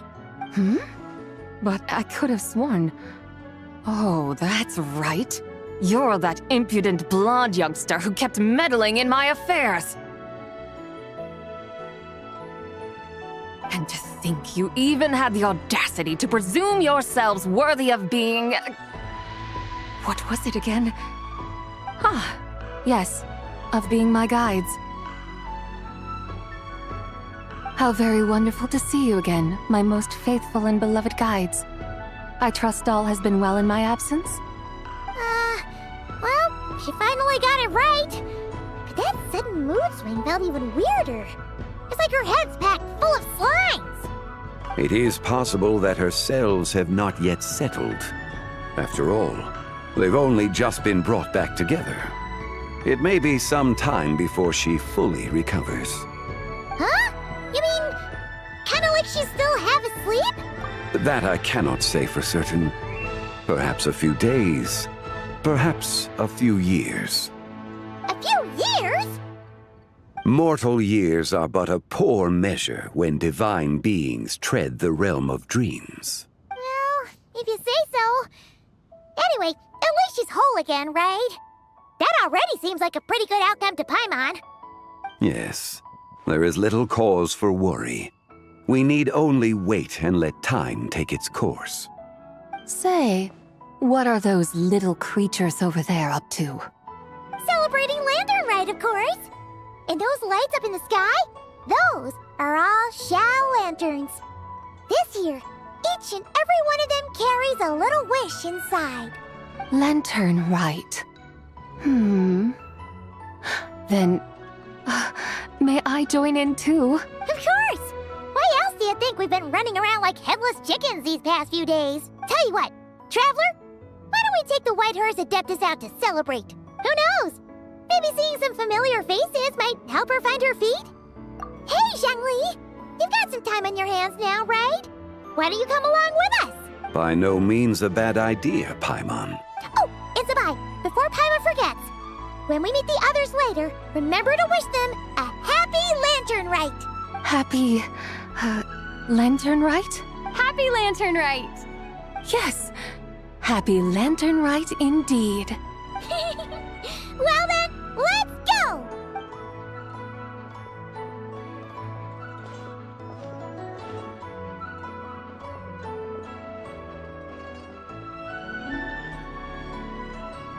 Lantern Rite. A night of joy, reunion, and moonlit blessings for all.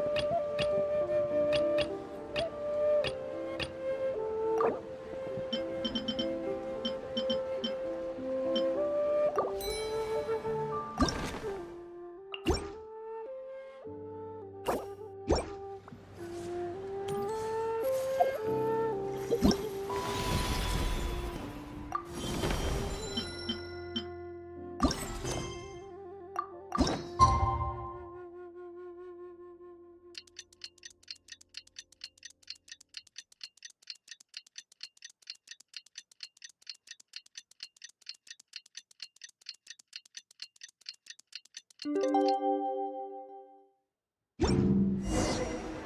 wonders how the White Horse Adeptus is getting along. Maybe we should check in on her? We can ask Zhangli where she is.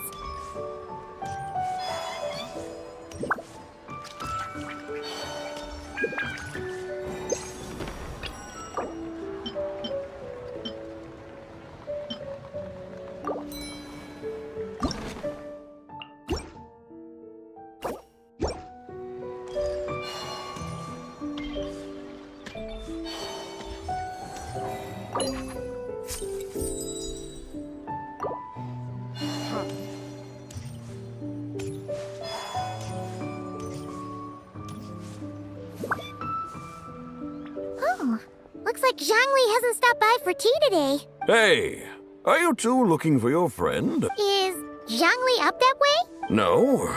But that young lady who was dressed up as the White Horse Adeptus I just saw her head toward Wanmin Restaurant. Oh, what luck!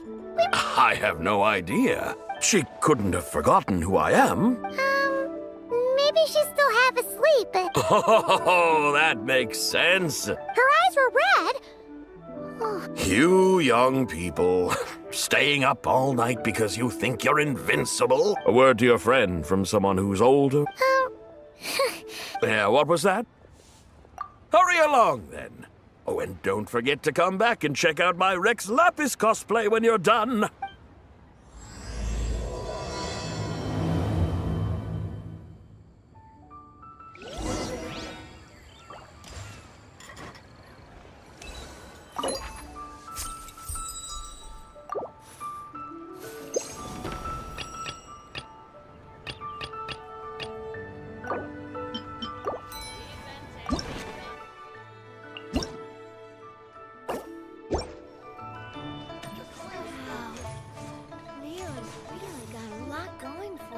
Where's the proprietor? Come out and see me at once!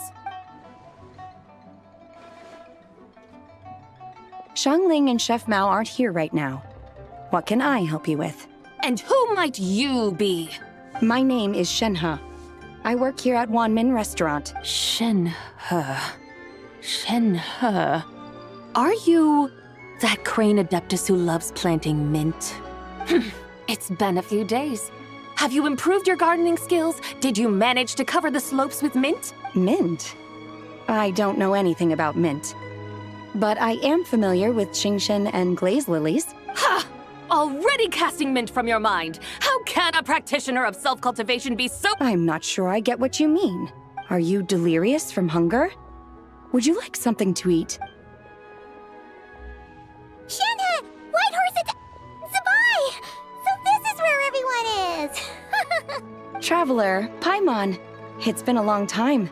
Happy Lantern, Rite. Is this customer a friend of yours? Don't mind her, Shenhe. She's just a little cranky because, look how red her eyes are. I see. In that case, Miss Zabai, I have a tonic here infused with Qingshen. It's cool and soothing when applied to the eyes. Would you like to try a few drops? Stop right there! Who are you two noisy children? Hey! Have you forgotten about us already? Guides. Yes, I seem to recall something about some guides. Ah, yes, now I remember. What luck! I was just looking for someone to show me the way to Elong Wharf. Huh. Is she starting to come around? Someone requested my help in purchasing some tea leaves. I was informed they have discounted prices during the festival and that I shall get a good deal there. Tea leaves? This sounds like Zhangli's doing. He sure— Your friend Rex Zhangli initially requested the most expensive tea, but then a young lady in a hexagram hat mentioned he'd burned through the Wangsheng funeral parlor's yearly expenses at an exhibition a few days ago. As such, he is only permitted to buy items that are discounted this month. Oh, that's his boss, Hu Tao. It's about time she realized the problem and put a stop to his spending sprees. Oh, I see.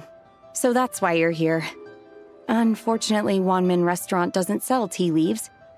If you're truly in need, I could gather some wild tea from the mountain slopes. You don't sell tea leaves? But I remember your boss, Miss Lu, saying that she owns tea fields. You really should get some rest. The person you're talking about isn't the boss of One Min Restaurant. She's just like you. She came here to eat. Is that so? Life really is full of surprises. What surprises? Your brain really is as gooey as a pack of slimes.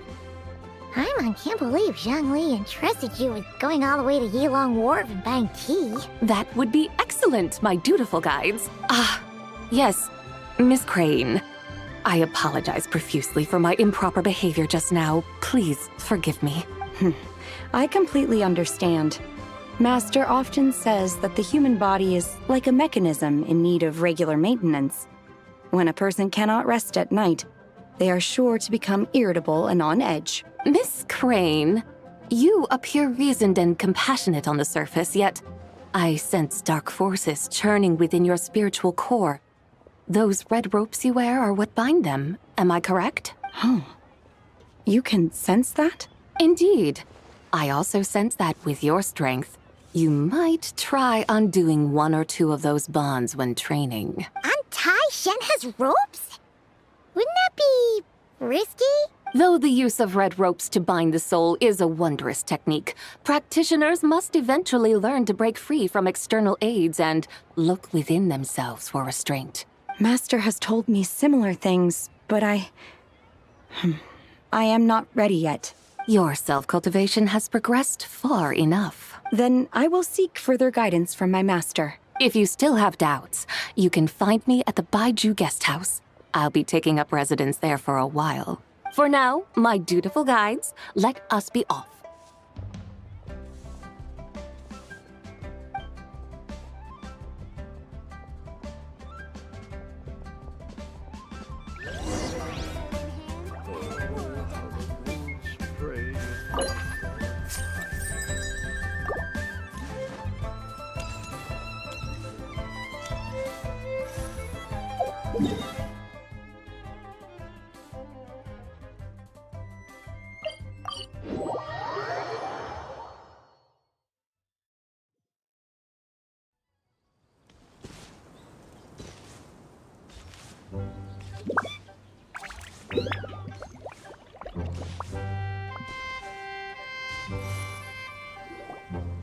Aren't we going to Yilong Wharf? How do we end up on this mountain? Is that small town over there not Yilong Wharf? I sense a familiar scent wafting through the air.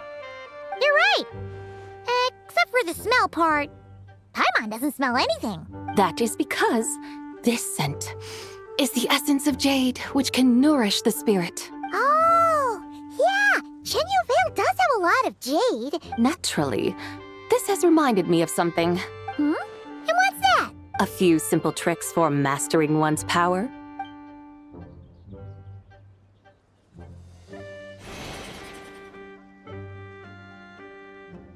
What is that thing? I'm sure you've been to Yilong Wharf many times before, but I wonder if you've done so while cruising through the air. You've been such dutiful, dedicated guides, so allow me to offer this fresh experience as recompense. Please step in.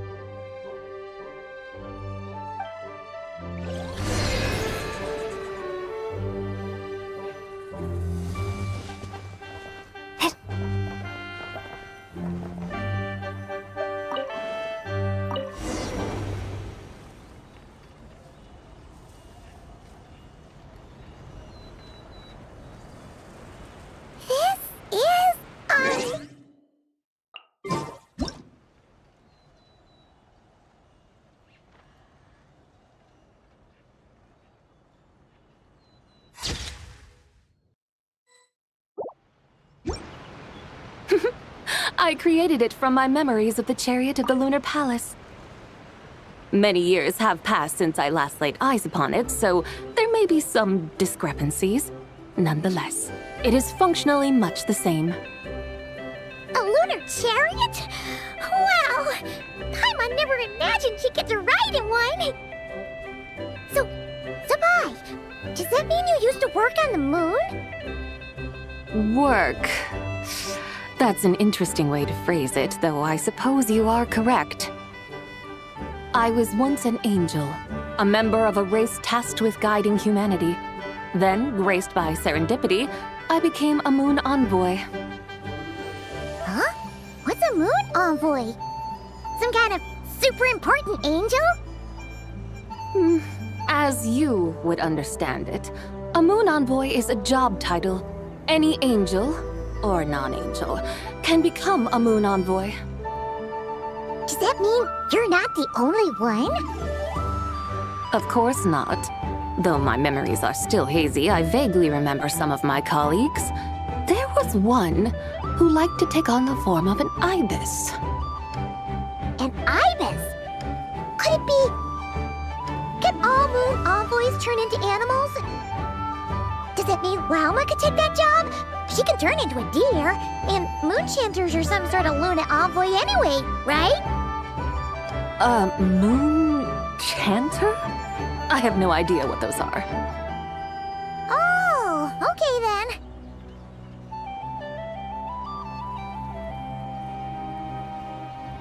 Look! Paimon thinks she saw a tea vendor over there! Very well. Let's take a look.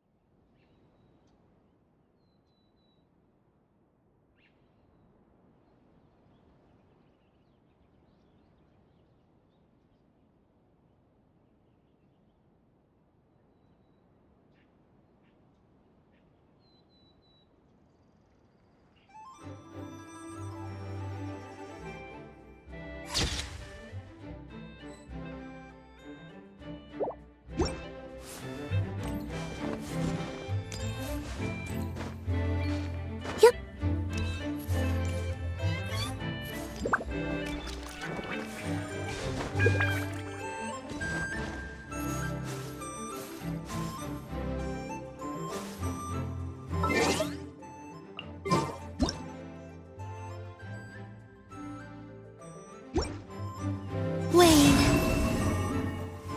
A new moon rises.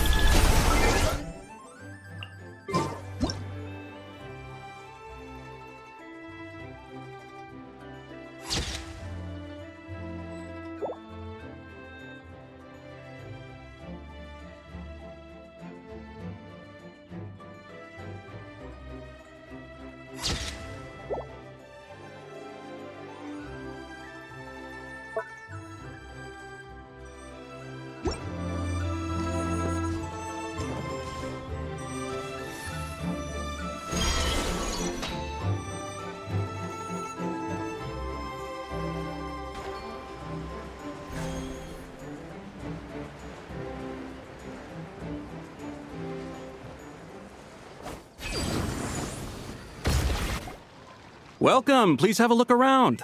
We only sell teas of the finest quality sourced directly from Chaoying Village.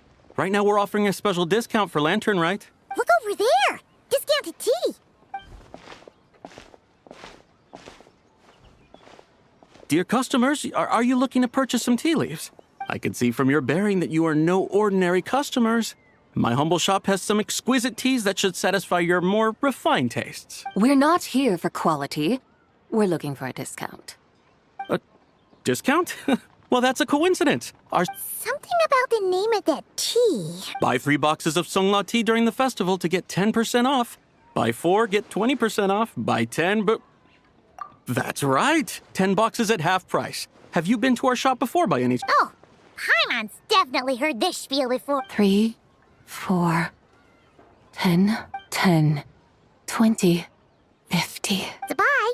What are you muttering about? When purchasing 3, 4, or 10 boxes, the corresponding discounts are 10, 20, and 50%. The intervals between the two sets of numbers are 1 and 6, and 10 and 30. Look! Her eyes turned blue!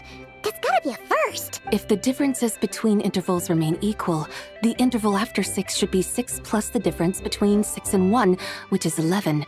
Similarly, after 30, the next interval should be 50. Therefore, extrapolating upward, the next two numbers in each set should be 21 and 100. You're making Paimon's head spin! Those numbers! What do they mean? They mean that if we buy 21 boxes of Songla tea, we should get a 100% discount! 100% discount? You mean we'll get them for free? Oh, there was a pattern to the discount! The pattern we speak of is mathematics, little one. A pattern that is always right. That's amazing! You're a shopping genius, Sabai! I had no idea our shop's discounts were tied to the laws of nature. I've learned so much from you, dear customer. No need to thank me. Now, please give us our 21 boxes of free tea. Wait!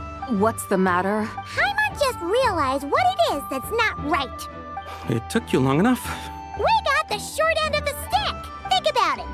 If we don't have to pay when buying 21 boxes, then if we buy even more, the vendor should be paying us money instead! Huh? Hey, Zibai, work this one out. If we buy 100 boxes, we'd make loads of money, wouldn't we? It stands to reason. Wait a moment, dear customers. Don't you think you're haggling a little too hard? You are the one dictating the discounts. We're simply extrapolating the numerical patterns within. As such, we are hardly haggling. You have a point. However, that's right. I'm so sorry. I just remembered. My supplier didn't come today. Such a shame. Terribly sorry about this. Where can we find your supplier? Well... Not to fret. We'll save you the effort and go straight to the source ourselves. Well, you see, dear client, the supplier's discount isn't as generous as ours. Huh? Does that mean they won't pay us for taking their tea? How very unfortunate. Nevertheless, as the original supplier, they must offer some sort of discount. Besides, we're not looking to make money. We just want a good deal. Well, that's great. My suppliers are all tea farmers from Chaoying Village. You can go ask around the village, but please don't say I sent you. Do not worry. We appreciate your generosity, referring customers to your business partners, even choosing to remain anonymous. The demeanor of a true gentleman indeed. Your business will surely prosper. I hope you're right. Then let us head to Chaoying Village. Do you know the way, my guides? Of course!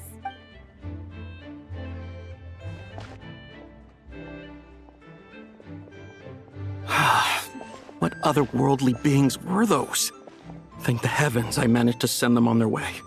I should hurry home and pray to the White Horse Adeptus. May she bless me such that I never encounter such customers again.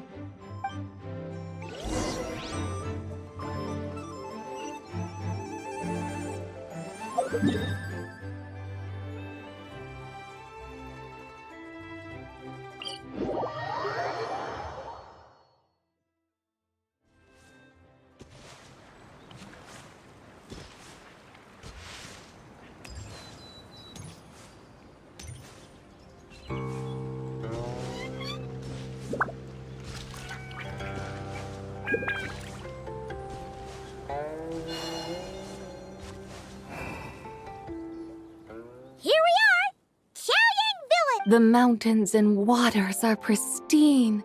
They embody the beauty of heaven and earth. It's a good-looking place, all right. But it's hard to enjoy the scenery when Paimon can't stop thinking about all that tea-buying Mora we're missing out on. Should fate dictate, Mora will find its way to you sooner or later. Well, Morak certainly finds us often enough. He even sought us out in person this lantern rite. For now, let's look around and see if any tea farmers are selling their crop. We'll be able to see more clearly from up high. Let's take to the sky and enjoy the beautiful scenery while we're at it.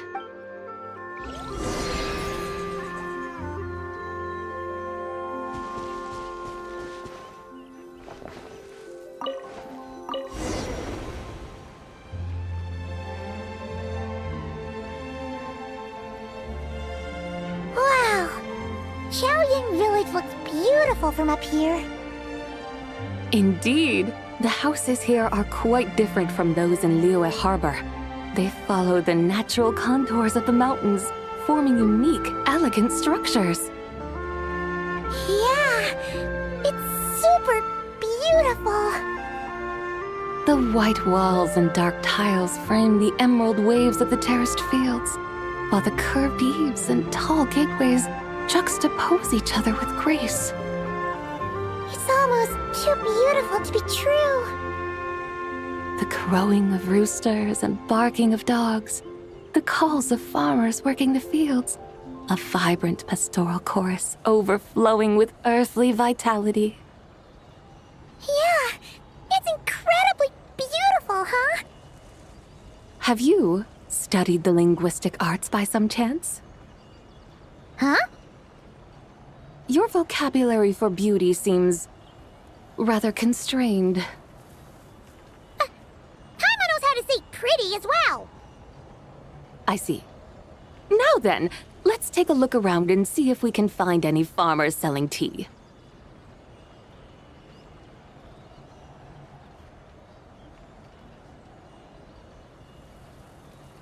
Look! There's someone in that tea field! And they look kind of familiar. Wait, is that Lu Xiangxiang? And who is that? Oh, you'll remember her once you see her up close. Hey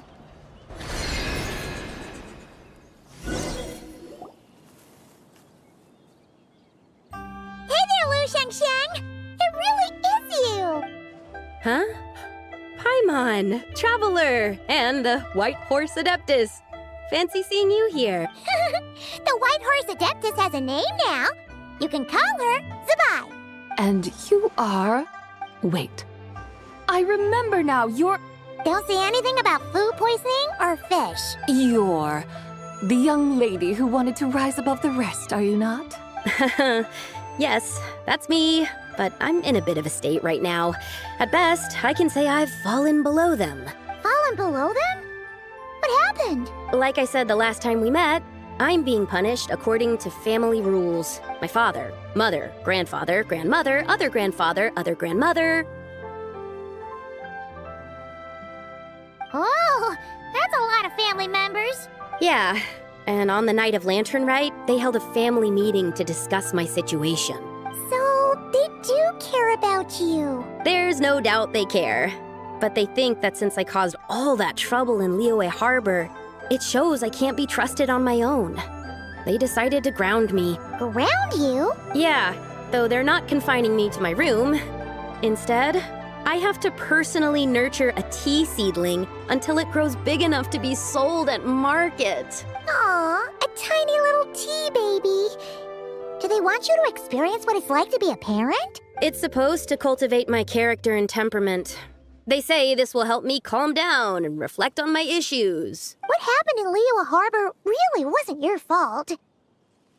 Oh well, at least this punishment doesn't sound too harsh. So, how long will it take for the little tea baby to grow? Actually, I don't know. I've never grown a tea tree before. It usually takes 2 or 3 years. 2 or 3 years? Yes, the tea in this garden requires 2 or 3 years to mature. That long? Zabai, you're not making this up, are you? How do you know so much about growing tea? When the plants thrive and grow, that is the meaning of my name. I can tell at a glance when their season of ripening will come. Do I really have to waste 2 or 3 years here? Why is this happening to me? I'd only just found my direction in life. Yes, during the night of Lantern Rite, I heard many people reciting poems from Long Gone in praise of the moon.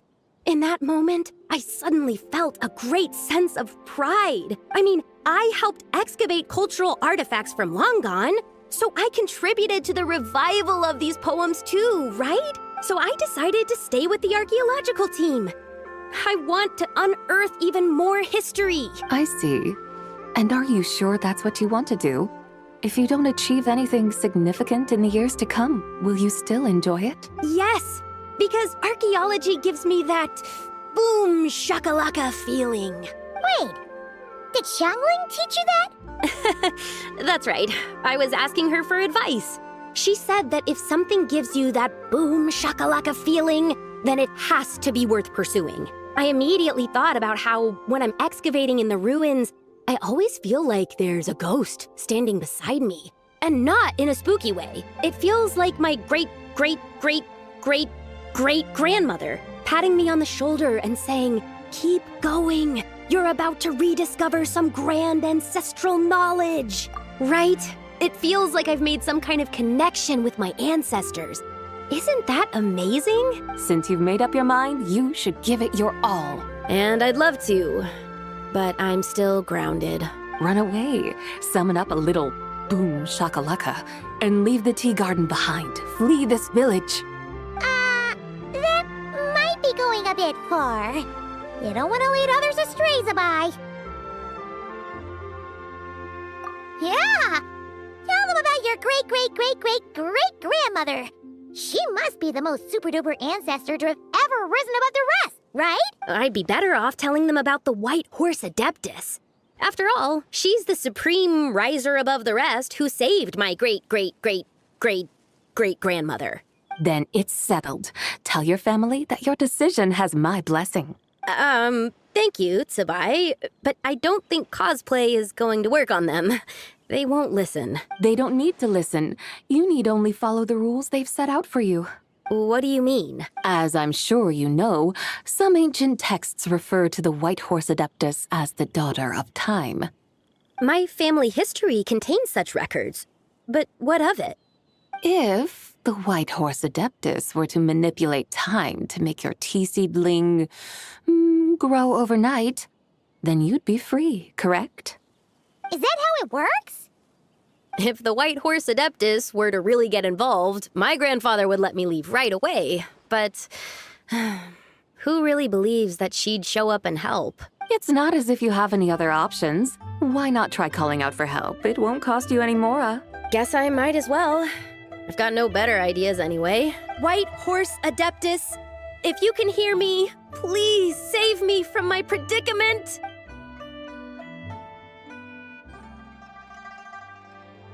Ugh. Nothing happened, as expected. Perhaps the White Horse Adeptus has already heard your prayer. Why not come back here tomorrow and take a look? By then, the seedling you planted may well have grown into a thriving tea tree. Thank you, Tsubai, for trying to comfort me. I do feel better now, kinda. But can't you really do something like that? Oh, it's getting late. Why don't you all stay at my house tonight? My family may be strict with me, but they're always welcoming to guests. That sounds great! Let's get some sleep and then come back here tomorrow to see if our tea baby has grown.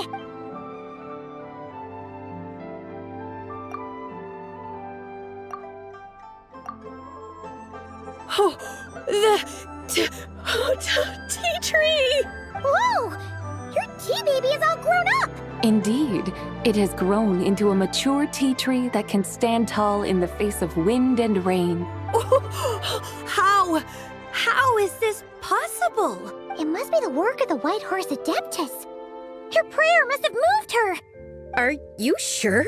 Perhaps she heard your prayer and chose to answer the call. She once saved my great-great-great-great-great-grandmother. This time, she saved me. That's incredible! Your family must be blessed by the White Horse Adeptus. I guess so. I need to tell everyone the news right away. They'd better. Since this is the will of the White Horse Adeptus, I don't see how they could object. Go. And if you run into any more trouble, call out to the White Horse Adeptus just like yesterday. Thank you so much. Paimon really thought you were going to use Adeptal energy to make the tea baby grow, Zabai. When an Adeptus exerts effort, consuming their energy, is that not using Adeptal energy?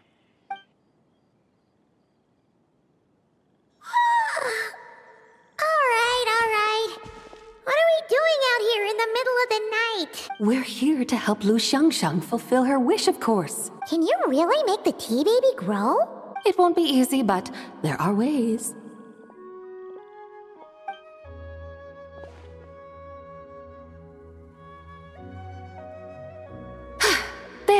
It's grown. Hey! You just transplanted a tea tree from over there! So, there's a mature tea tree here now, yes? Oh, yeah, but... And am I not the White Horse Adeptus? Well, yeah. Is this tea tree then not a manifestation of the White Horse Adeptus's will? You're... not wrong. Maybe this'll become another mystical Adepti tale recorded in their family history. That would be marvelous. Paimon thinks so too. Hey, Traveler! Oh! Paimon bets that's why Zhangli that's a great idea! We've already shown her Liyue Hor... Jinse, The scenery there is really beautiful. Pretty, too. I must say, I have been mightily impressed by the mountains and waters of Liyue. Please lead the way, my dutiful guides. Alright, let's go!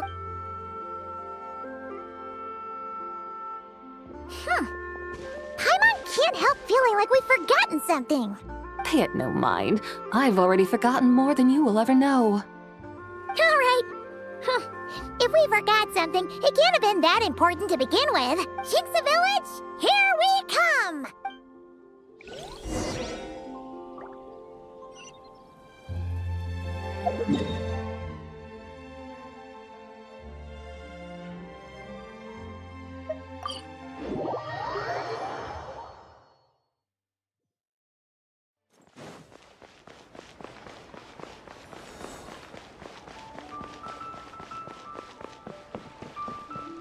Ad Astra. Thank you for complete.